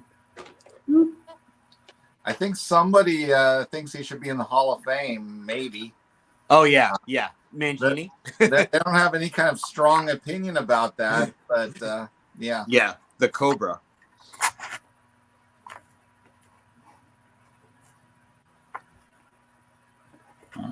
This was just like in 87, like card like this card. Yeah. I don't know if you guys remember. I don't know if you guys were collecting in 87. I might be like, but like this was one of those cards where it's just like got super excited over, and of course we know the bonds. Yep. And the bonds. Then we have some traded Seavers. These are I think this is I guess the Will Clark rookie. Is that what they consider to be the Will Clark rookie? I think Well, so. I Yeah. would call it an XRC myself because that was not distributed in packs. No, it wasn't. This is the traded. Yeah. Right. So yeah, I don't know. So what's the designation there? It's not considered a rookie? I think it gets blurred lately, but if you go by what's the guy that's like Mr. Official Rookie Card guy? Victor. Oh yeah, Victor. Yep. I've always heard it from him as like it has to be distributed in packs. So Yeah. Well, but like this card always confused me because I feel like it's a pre-rookie, but I think this is considered a rookie designation. And then when we talk about way in the past, like we talk about non-baseball player, like who's their rookie? Like I have a Winston Churchill rookie. It's the first card. So yeah. like, if you go by the first card, this is definitely a rookie. But by like traditional baseball standards, this is a pre-rookie. Yeah, but that card went for what, like $500-600 at one point. Yeah, and I already had this card from the 80s. So, but when it hiked in price, I wasn't even paying attention. Would you have sold it if you were? Yeah, rookie. I might have. It's hard to say. I might have. Yeah. I probably should have because you can buy them for dirt cheap now. But this is from 1987. What was that worth in '98? Yeah, I don't know. These are also, this is not perfect condition, so who knows what I would have gotten for it. Is that 1987? I thought it was no, this is 1985. That's from '85. 85401, I got right? it in 1987 because I wasn't collecting in '85. So I was added to my collection in 1987. Okay. But it's in '85. Okay, yeah.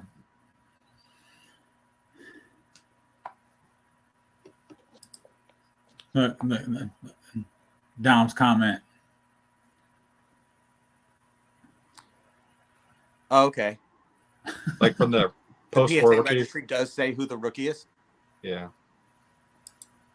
But there's one where there's one player where they don't have the same card for both sets. So there's like a first ballot Hall of Fame rookie card. Then there's the post-war Hall of Fame rookie card. And like in the first ballot, they have the one of them has the Topps traded Ripken, and one of them has the Topps like the triple card Ripken, the one that Dave sent me. So yeah, that's like every other card though, they all have one card to choose from. That's why I love Stadium Club though. They always put the rookie card in the back. You kind of knew. Yeah. what they consider the rookie card anyway, right? So It's a non-mustache Don Mattingly. oh, nice, clean shaven. Yeah, Did he have the long hair in that one though? Still, probably had the long hair. No, maybe not. it's an 86. Yeah, he couldn't afford a mustache then. Yeah, he was a little light on funds. This is weird to see as a non-mustache of this guy. Oh yeah. Oh yeah, really? that's so true. Yeah, he you know what was it with Reggie Jackson, the A's manager incentivized facial hair for the A's, and man, he went all out with his facial hair flair, right? They won 3 years, right? So yeah, it worked. Yeah, I like the Gold Cup also.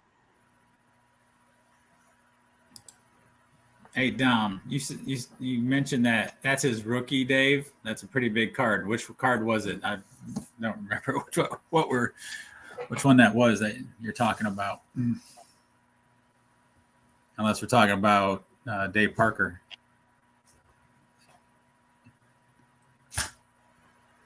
Wait for down there. What else you got, Doug? I have cards like this. Yes, I've seen those. Hold on. Yeah, I thought I lost these because I put them in.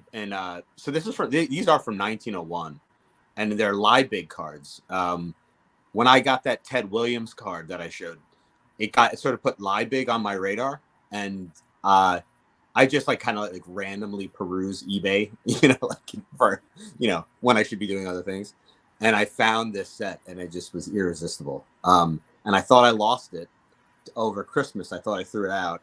How many cards are in that set? So these are all. It's 1, 2, 3, 4, 5, 6. So all the cards in the set from 19. I think it's from 1901, and it's all. I think what they have a fable. Whoops. They have a fable here. And then they have a representation of children misbehaving here. Okay. And I think this kid's doing his work. This kid's making paper mache. And then here's a kid terrorizing other kids. And then we have the last video to Adam. This is just a straight up ass kicking, And that one to Adam. I didn't do this one. I thought this one would be a little too abrasive. But I did have to decide not to do it. and then this is sure, escape from school, little guy. I got you covered. And then finally we have the hanging from your dungarees, as I say. Now that's what you did to Adam today? Yeah. And that's the full set. So I have two of those. I have doubles of each. An embarrassment of riches.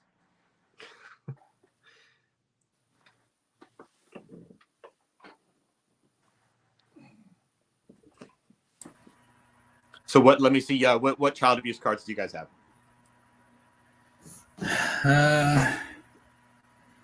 Not off the top of my. I'm just joking. I'll reach for it right now. Yeah, I don't think there's a big. I don't think they're highly produced. I think this, you got the. I like that card. I remember that card when I was a kid. That's cool. Let's see. That's nice. The 92 score. 83 Donruss, this one. A no name. Look, I did have, I guess, some stuff that was sitting here that came in a package. Larry Larkin. Oh yeah, I think I have that. I have a bunch of Larkins here too. This. I also thought this card was really cool. This Fleer Wade Boggs. Is that the league leader? So what is that? Or It's headliners. Headliner. Okay. Hey, this guy was pretty good for the Pirates for a little while. Hold on. Who was that? Drayback. Yeah. This is 86 Fleer update. How about this guy for the Mets? And then later the Yankees. I can't see it too well. David Cone. Oh, okay, Cone. Yep. 87 Donruss rookie on the Royals. If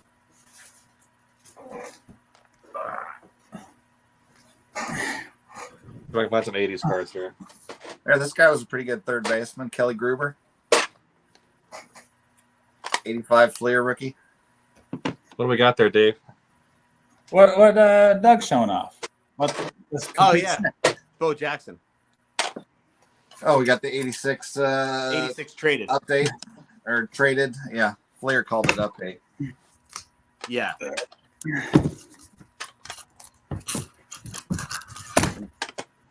Here's a regular 86. Isn't this his rookie? Again.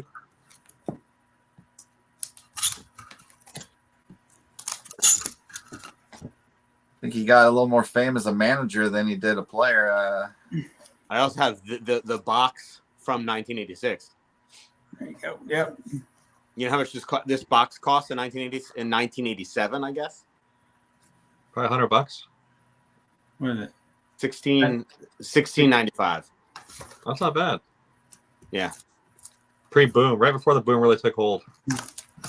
And then I have the I guess there you go. The 1983. part. That was the first traded set, right? 80 the big one that's produced in like boxes like that, right? I think so. And this one had like I think the headliner on this one was the Dallas Strawberry.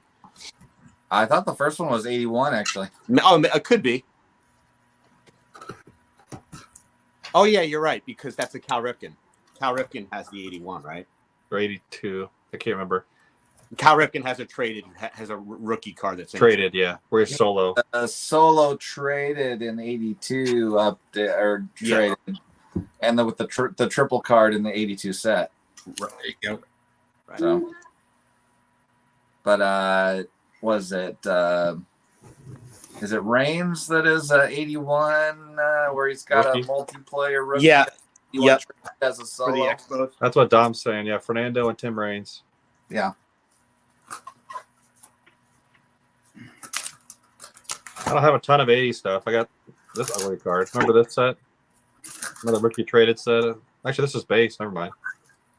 Score. Oh my gosh. Tom There we go. Blau. This is Pepino Man's big card as a kid. Oh yeah. That's cool. I also have this. This is the rookies from Donruss 1986. This is what they those all came in, and this had. Let's see if I can find it real quick. Yeah, this had like cards like this. All right. What was the big card in? Let me see what year this is. I guess the 83 Fleer. 83 Fleer is going to be Sandberg, Boggs, and Glenn. Right.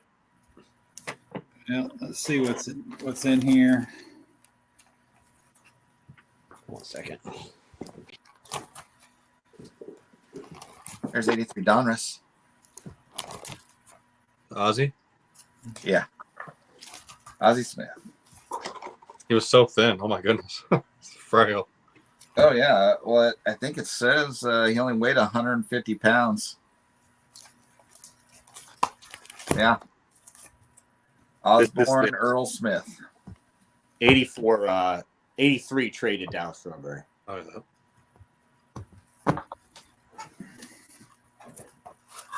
I think you and Tyrus have a fondness for this card. Yep. 74. Yep.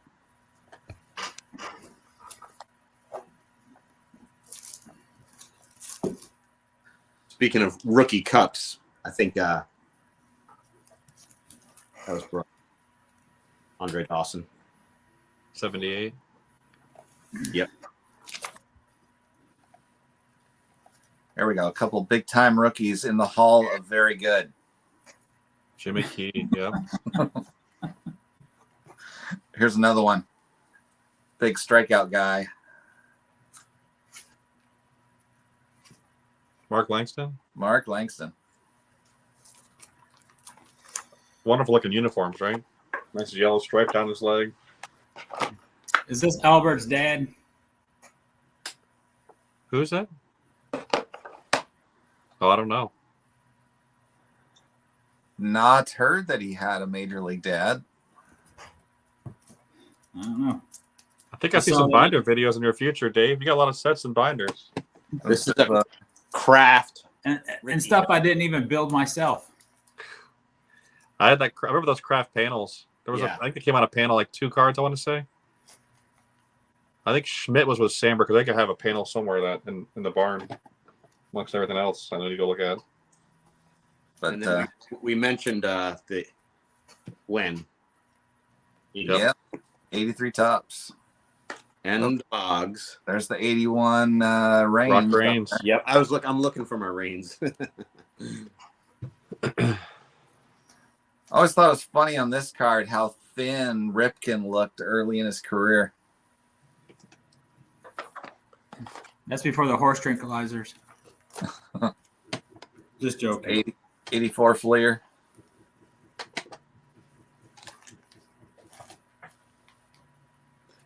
Got it. Tim Raines. This was my favorite looking card when I was a kid. My favorite player was Eric Davis. Oh yeah, he was fun. This is his Donruss rookie. And this was like pretty much my favorite looking card when I was a kid. Oh, I love his Fleer though, with the matching red border. Do I have that here? Let's see. I should have that. More of a headshot, but Yeah. I just really have always liked that set, with the color match borders. I believe I have it.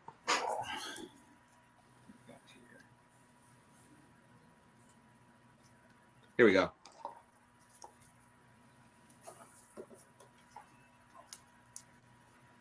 Eric Davis. Yep, the Fleer.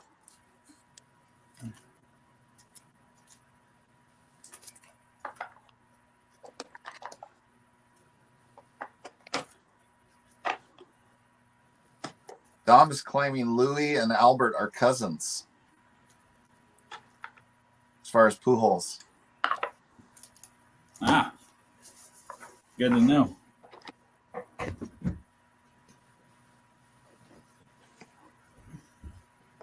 Didn't think he had any major league relations since there's always question marks about his actual age. Right.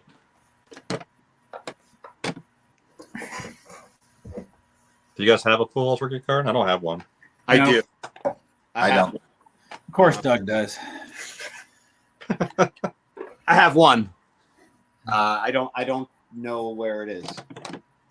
I do know where it is, but it's not readily at my fingertips. Yeah, I got the Ichiro from the basic top set from that same year. That's awesome. But I want that combo card they have with both of them on there, right? Yeah, me too. Yep. There you go. That's such a cool card. Name these 3 guys. Hold on. I'm gonna put you up top here real quick. Let's see. You got Frank Robinson in the middle, right? Yep. Joe Morgan. That is Joe Morgan. And then I don't know. I don't know number 14. I don't The know. other guy's late in his career, a left-handed pitcher. put it a little closer to the screen. Even my Is it Fergie? Can't see. no. Fergie's right-handed.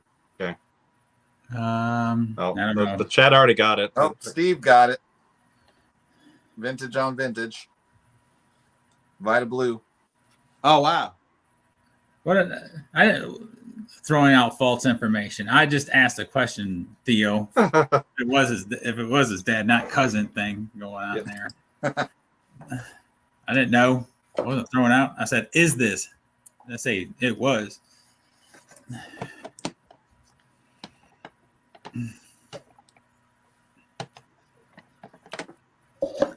Hey, Doug, that clock on the wall behind you on the mantle. Yeah. At that time, it doesn't work, right? No. It's always 8:45. I feel like every time I watch one of y'all's. Hey, it's right twice a day.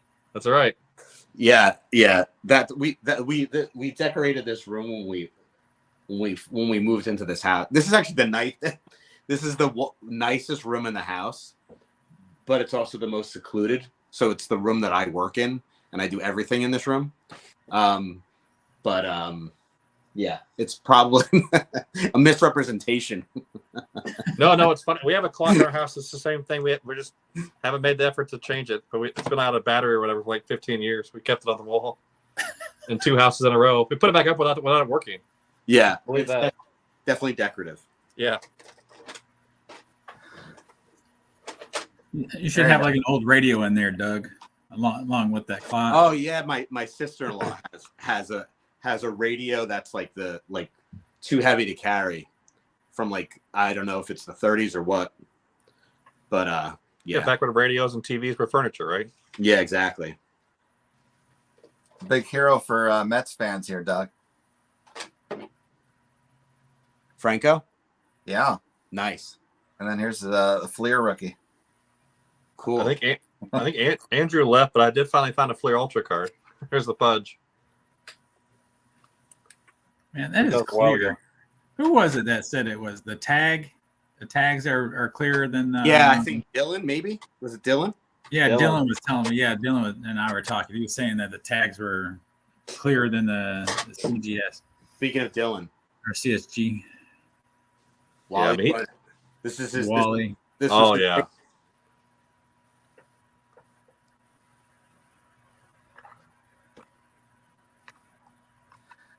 Also, speaking of Dylan, he's a Reggie fan. Here we go. Rookie of one of the freakiest looking guys of the star of the 80s. Willie McGee. Yeah. All right, it's not Trout, but going with Angels then. Strotani. Nice. I think my favorite Funko so far is this one. I have that one. Yeah, Ty gave me that one too. The Jackie Hurst sliding. Yeah, I got to get the regular Jackie Robinson version. They don't have any Aaron Funkos, or I'd have it, but Here's a guy who was really exciting in the 80s. oh yeah, that Vince people Coleman. probably don't talk about much anymore. You remember these things before Funkos? Never seen that. What is that? I don't know, some little MLB thing that Topps, I think, came out with. It's a Gonzalez, and then I have another one of Verlander.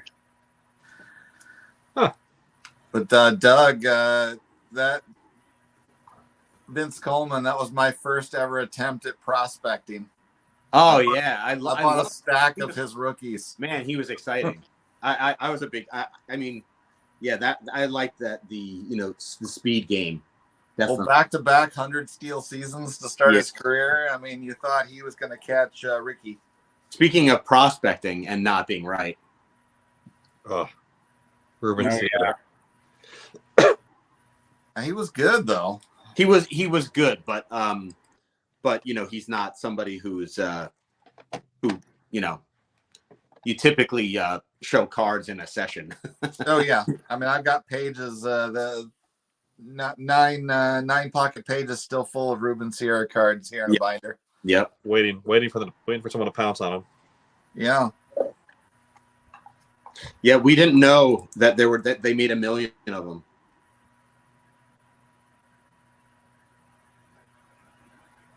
Oh, here's my first Tom Seaver card. 82, 83 Donruss. 83. And 84 goes to the White Sox, right? Yeah. What's that? White Sox after that. He got traded around a lot at the end. Yep, the White Sox 85. Oh yeah, look at that. I have an 86 too.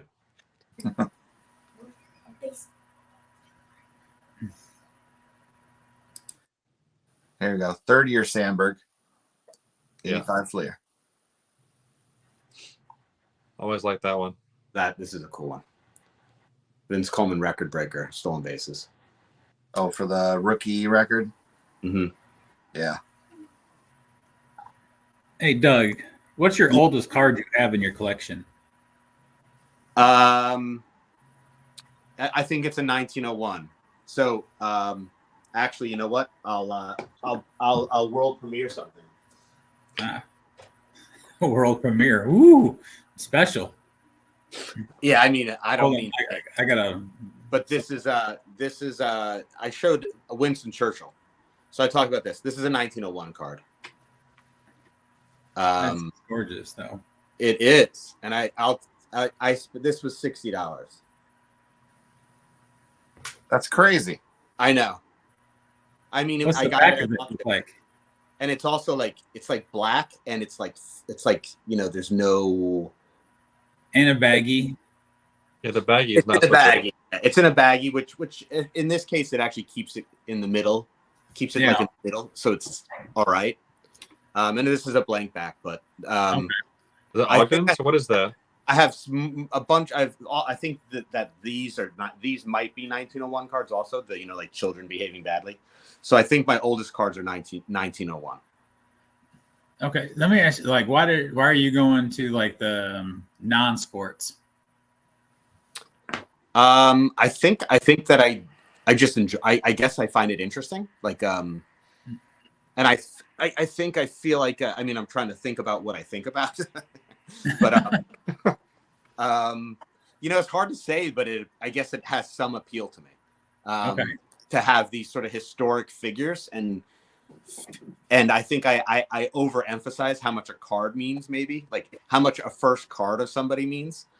And the fact that this is Winston Churchill, before I even knew he would be a relevant figure in society, he was. I just didn't realize in 1901 that he was a writer that was kind of famous.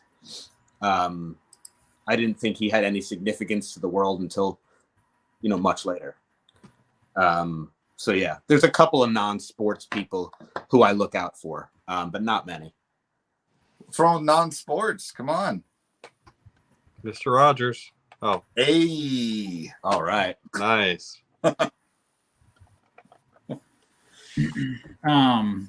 So I know you're on the Discord that I shared and stuff. Have you gone through the non-sports? No, section? but I also have I looked at it once when I signed up. I haven't gone back, and it's not because I'm not interested. It's just I think that it didn't fully make sense to me. Okay. So it feels like it's going to be a little bit of an investment, a learning curve, right? So So it's real easy. So okay.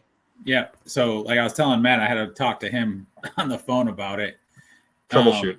Yeah. So if you like slide over, it has like this list of everything in there. Like you just click on anything and it's just brings up another page of like what's for sale, what you're looking for, in different areas and stuff. And then you can like back out of it and go into something else. And it's like it's really easy, but it's like you go down some rabbit holes. Hey, Chris from Missouri's here. I guess we outlasted them. Yeah. So, but yeah, you can text, make friends, whatever else in there. Cool. Like the sports memorabilia. Like I have this bat here. Nice. You got that from Discord? No. So it's, I don't know if you see it. Well, it's very hard to tell the name, but it's a Carl Yastrzemski bat, right?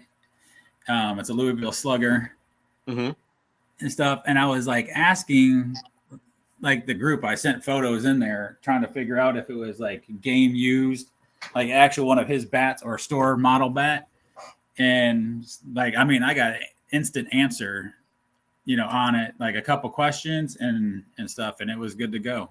Oh, that's awesome. I hope I'm not about to go up in. Yeah. Oh, that's cool. Yeah, that's cool. I was going like computer. I learned about a really cool resource for pre-war cards. That's that you reminded me of it. I think it's prewarcards.com or so it's like, kind of an intuitive name, but you can it's a blog and it's been going for many, many years. And it has a great archive of pre-war sets, all sports. It has non-sports, and I think they probably specialize in baseball. But if you're like interested to know about like the history of a set in baseball that's pre-war, it's a really great resource to go to read up on it, which is cool because sometimes there's really not a lot of information about like these cut cards and strip cards and things like that. Okay. So is there like a non-sports card you're going after? Like There is.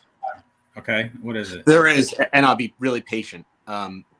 This actually goes back to my my interview with John. Albert Einstein rookie card. Is it from that inventor set or whatever that Ryan Nolan has? Is that the one, or is there one before that one? It's a what set did you say? The inventor set or whatever it's called. Is that one, or is there one before that?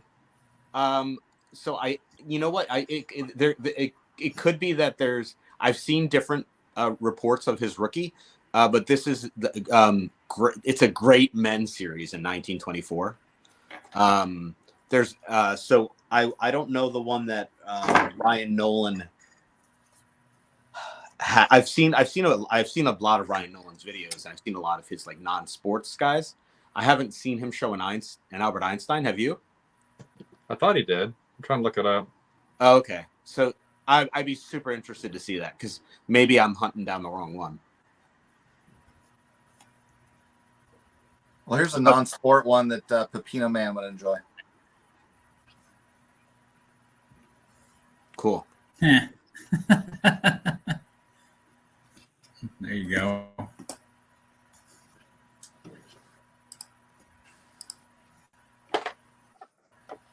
What is going on here?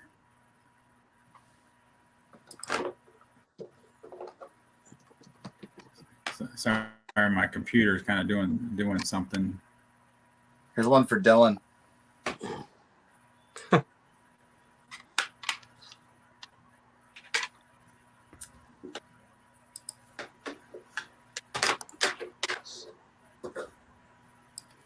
This is one of my favorite looking pre-war cards.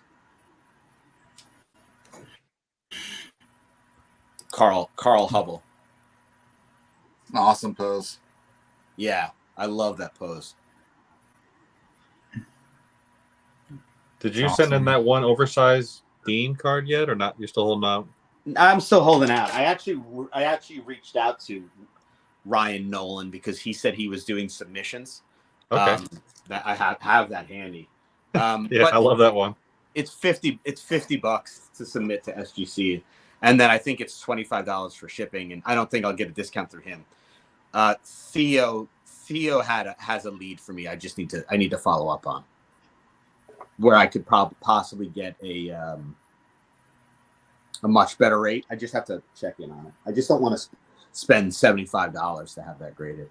Yeah, I felt the same thing about a card I picked up that I haven't shown its futures video, but I'm not gonna pay that. I didn't spend a ton more than $75 for this, so it's like it would, if I paid $75 for this, it would make this card $200 all in. You know, so it's like it seems a little. That's quite a big increase on my cost for this card. Yeah. I spent $10 for mine, so I wouldn't really want to slab it. So yeah, for that much.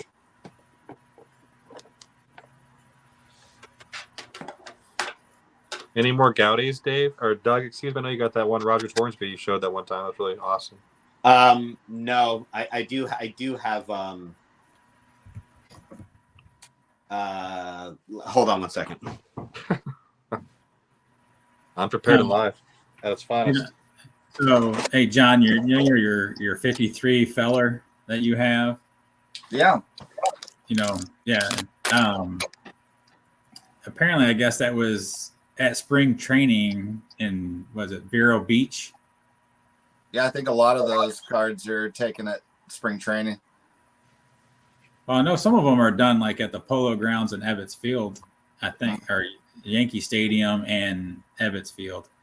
But then that one right there, I had to look it up, and I was like, where was that done at? So this is. Oh, sorry. Go ahead. No, man. Go ahead, Doug. T205. Oh, nice. So the thing about this card is the edge wear is really obvious.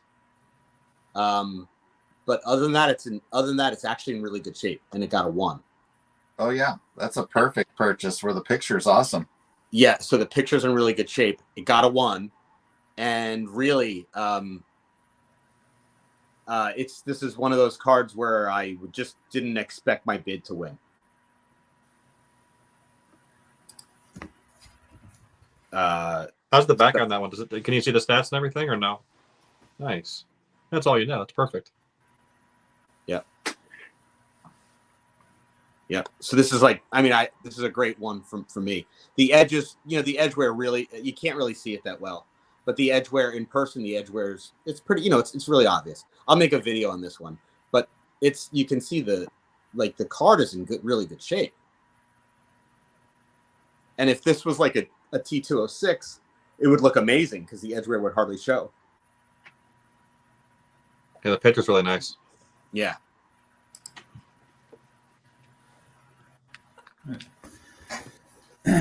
So you're more the pre-war, little Well, bit. No, I would say that like my new adventure is like my more recent, like in the past many months I've been digging into pre-war more, trying to get more knowledgeable and that's where I've been focusing. But I wouldn't say that's more what I am. Okay. It's just been a recent focus. Okay. You like going into the I guess the oddball stuff, like packs or anything else that come. I would say the things that like my goal is to get like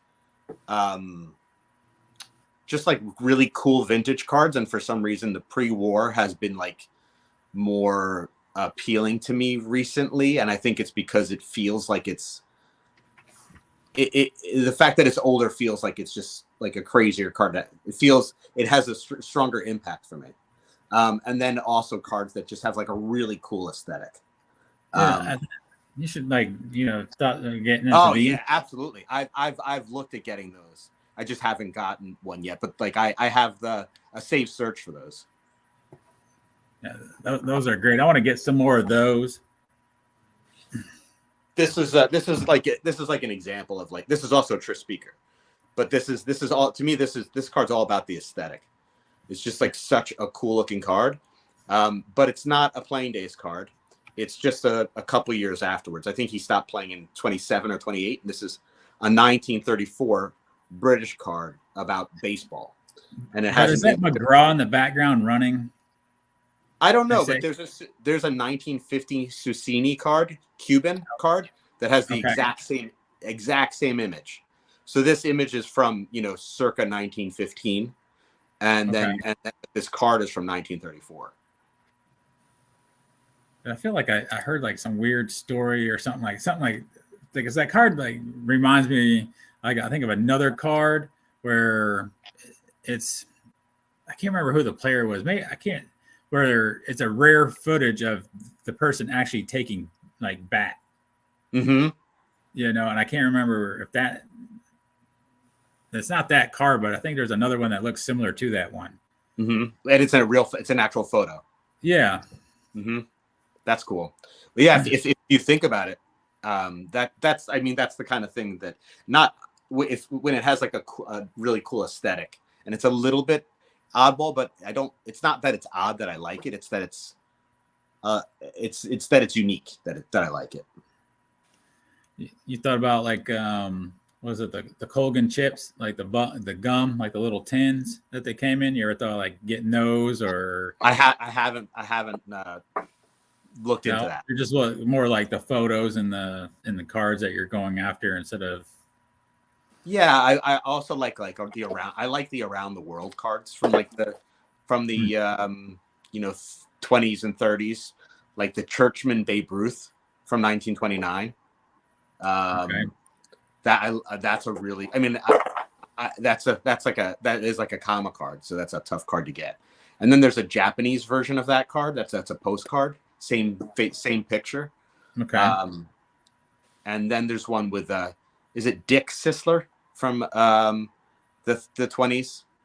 His last name's Sisler, but from like 1926. It's a Portuguese baseball around the world card. Okay.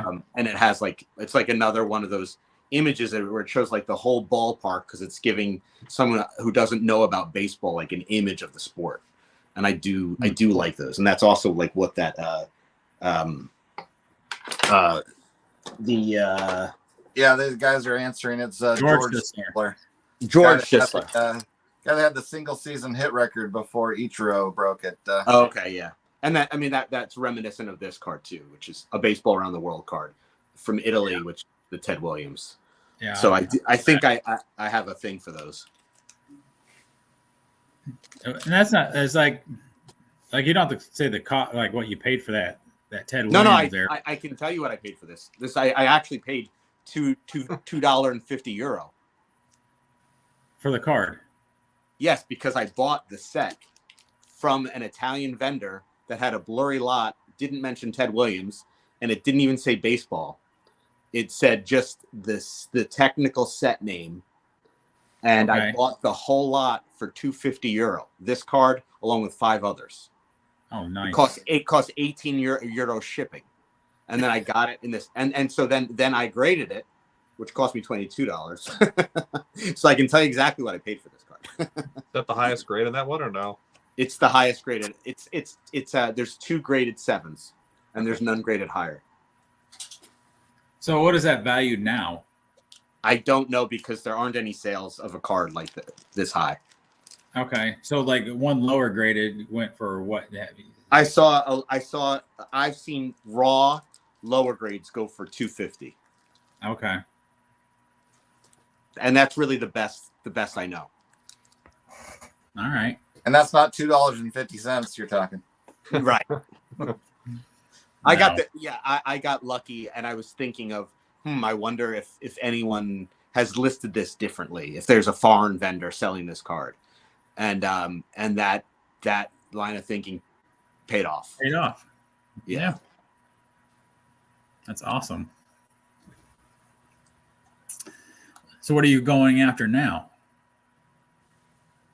It's a wide net. I definitely cast a wide net because I would say that I'm opportunistic. Like there's a couple of people who I'd really like to have cards of, like Melot, Jimmy Fox. I would love to have a Lou Gehrig, but I feel like that's really tough. I feel like Melot and Jimmy Fox, you can find a card that is more affordable. Lou Gehrig is just really tough. Yeah. I'm not even going to mention Cobb because I feel like that's too hard. But of course, I would want a Cobb or a Babe Ruth. But being more realistic, like a Melot, Jimmy Fox, and I'm trying to think if there's any others. I feel like those are 2 guys who I would like to have a card of.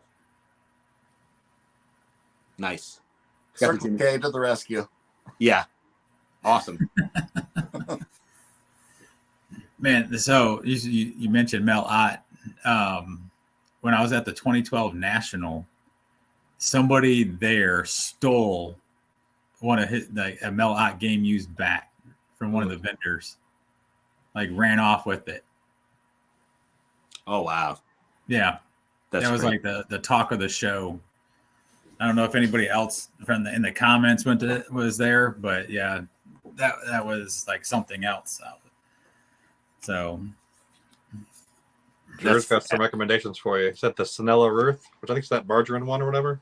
Yeah, the German. The German Babe Ruth.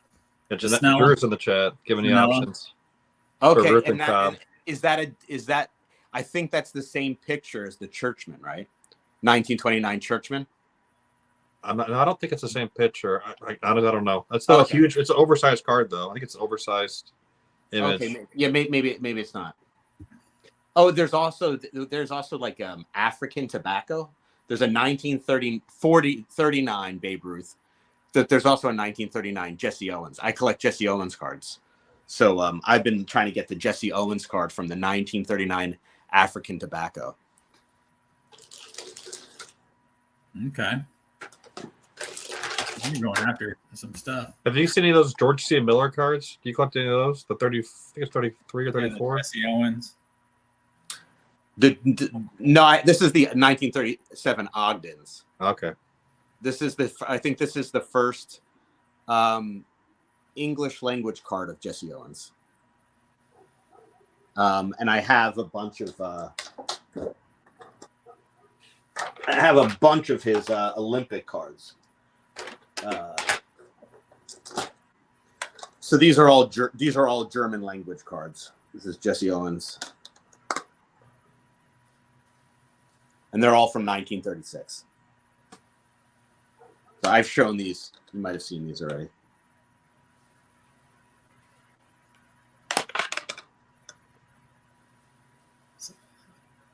How many of the same variation Jesse Owens do you have there? I've seen 3, 4. Oh, I don't. They're all different, but they're So there's 2 different. So these are 4 different cards. No, I'm saying like because that tall one you have there in the front. It's like the mini, and then there's like another one that you had in there. Oh yeah, I have a lot of. Let's see, I have. Like what gets me about like these photo of a person, of a player, an athlete, it's like one company would be printing it out and putting it somewhere else, and then you have the same image from another company, right? Another advertiser or whatever doing the same photo, and I'm like, who took the photo and how they get the. Right. These are the 2 that look kind of the same, that are different card manufacturers. But both of these cards are like magazine thin. People would paste them. I know for sure that this one is the Riemsta, is how I pronounce it. This you can buy a whole 1936 Riemsta book. That it's a scrapbook that you paste in all the cards, and you can buy a full. Paste like a scrapbook with all the images in there for under $100. But the thing is that all the cards in there will be damaged if you try to take them out. Yeah. But that's really cool though. That is awesome that you're doing that. You're preserving it. Yeah. Thank you. Mm-hmm. Matt, you haven't said much. No, I'm just looking at the cards. I don't have any. I have very little pre-war. I don't think I even have. All I have is those cards I bought, kind of following what John did with the Kaufman cards and what he got from Picker Jim, right? So I just have a couple Aldridge cards from like 1920. That's it. I don't have anything else. Anyone would know. Oh, John's getting something out. Hopefully some Ladraway. Sure, why not? Yeah, John and I are Lajaway clubbies. That's awesome. Yeah. What grade is that? 5. 5. And the other one is drum roll. The blue one. What is it? I was gonna say a 7. A 19, 100 years old card, right? Yeah, it's I held them both in my hand before I sent them in. They feel like a playing card. Right. As opposed to a baseball card, because they were playing cards in a card game with baseball. That's insane to have a 1912 graded 8 card. The back. Yeah, it looks awesome. That was for the game. Yeah. I saw recently the one of these complete games was on an auction for eBay, I think, or maybe it was buy it now. Oh, okay. Wow, that's awesome. How much was it? I'm thinking around $3,000 because it comes with 50 of the cards. Oh, that's cool. That's really cool. I think I had this. That's old, right? That's really old, yeah. isn't it? 1884 Lawson's playing card. Oh, that's awesome. I love it. Right. And then the back, this picks the. That's such a cool card. That is awesome. And I love the aesthetic on that. I knew you would. That's why I was just like I had to show it to you. I've showed it before. Cool. That's awesome. Yeah, that'll be on my list now. But it's a wide list, so it could take years. Oh yeah, but I need to find some more, like the different variations of those. I saw Picker Jim's this on his channel. He sent it to me for Christmas. Richard Kaufman. Hey, so John, is there any relation? Have you found out if there's any relation to him? Not as far as I can tell, at least, because my family had mapped it out back at least 5 generations, and they were in the Missouri area at that point, and this guy grew up in Alabama. And yeah, so then it led me to get his rookie card in the 33 Gaudy after I saw it on Jim's video. That's nice. That's really cool. And then really nice copy. This is his younger brother in the 39 play ball, his rookie. What's his name? He is George, and the nicknames are Dick and Slick. You could reverse that. Pepino would reverse that, but I will refrain. So I found a card that was pretty awesome. Yeah, man, I'd love to chat. That sounds awesome. Yeah. There was a Duke. I forget. It's an 1888 set, Duke and something. And they have a series called Perilous Occupations, where it's dangerous occupations, and one of them is a baseball umpire, and you see an umpire running away from a bunch of kids with bats. And I bid on it. I bid on one this week that ended up selling for like $65, and I lost. But it was like an SGC 3 or a PSA 3. And so I think of it as an 1888 baseball card. It doesn't have any pros on it, but pretty awesome card to have, and kind of comical. And it says how the umpire makes a bad call, and what do they say? Here we go with the naughty kids theme. Yeah, exactly. But that would go very well with my naughty kids collection, which is one I should specialize there. So I'll be on the lookout for that. But the Perilous Occupations generally are pretty comical cards. It's like dangerous jobs and like write-ups about it. And the dangerous jobs in the 1888 were, an umpire was rather mild compared to the others. I just checked the eBay listings. That 1913 Parker Brothers game with the Lajoie cards is $24.75 or best offer For both of them or just one? for the whole game. Oh wow! Wait. 24. What? 2,475. That's a little rich. I'll pass.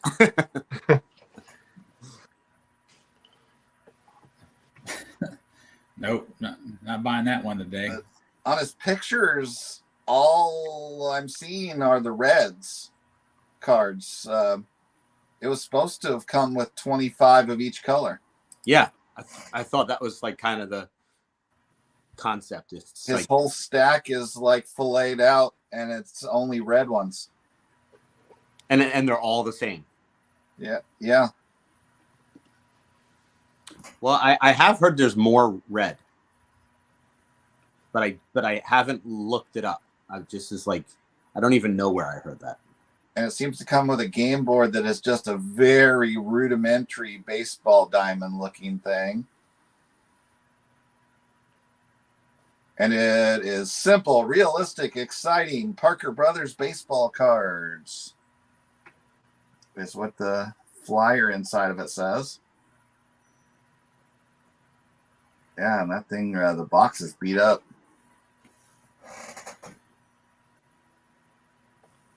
I would screen share it, but I'm not in control of this live. Yeah, I haven't figured that part out yet.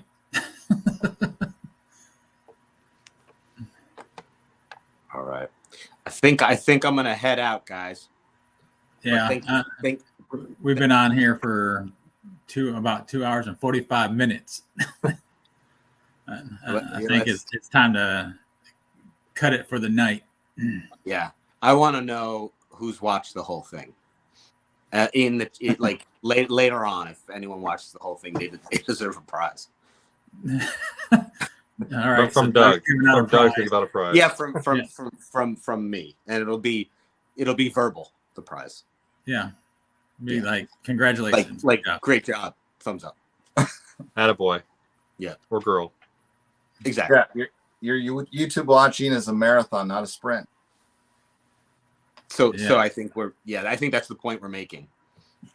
All right. Well, Clearly, so. Thanks for having me on. I appreciate it. Have a good night, everyone. All right. Thanks for coming on, guys. Doug. Take care. Good to see you, Doug. All right. So one last thing for you, Matt. I think you need to do a shirt with the "See ya" on the back. We can do that. I will. Let me see. I'm working on something separately for that. So we'll see. More to come. It's on my list of things to do with like the barn and everything else. So I'll be extra cryptic. Barn, personal baseball cards, if you and Ty together. I even won some. Yeah, I won some cards during this live stream too on the side. So it's been a productive night. Yeah. Oh, Dylan's back. You guys are still going. Yeah, we're about to leave here, Dylan. Yeah. Well, we're not gonna make it like Carlos always goes like 4 hours. 4+. Yeah, we're only halfway done, guys. No, I'm going out to a horror movie convention tomorrow with my son, meeting Freddy Krueger. Nice. England is last name, right? Yeah. I'm not paying the $160 for the photo op. Not doing that. Thanks, Chris. Thanks everybody for coming on, hanging out, commenting in the comments. Thank you, John, Matt, for coming on and hanging out tonight. Doug, thanks for coming on and hanging out. Of course, Orlando also. So, you guys have anything before we sign off? Oh, just thanks for having me on as well. Enjoyed it. Yeah, thanks, Dave. Good idea to do another one of these. Yeah, no problem. Fun to hang out. Soon I might just name it to the Dave and Matt show, since he's been on all three of them so far. We can get you some new people in the rotation. I'll try to miss the next one then. Get you some. No, don't miss it. New cards. You being on. So, I guess I'll say it. See you all at the next game. Thanks for coming to the dugout. Y'all have a good night. All right. See you guys. See you next time.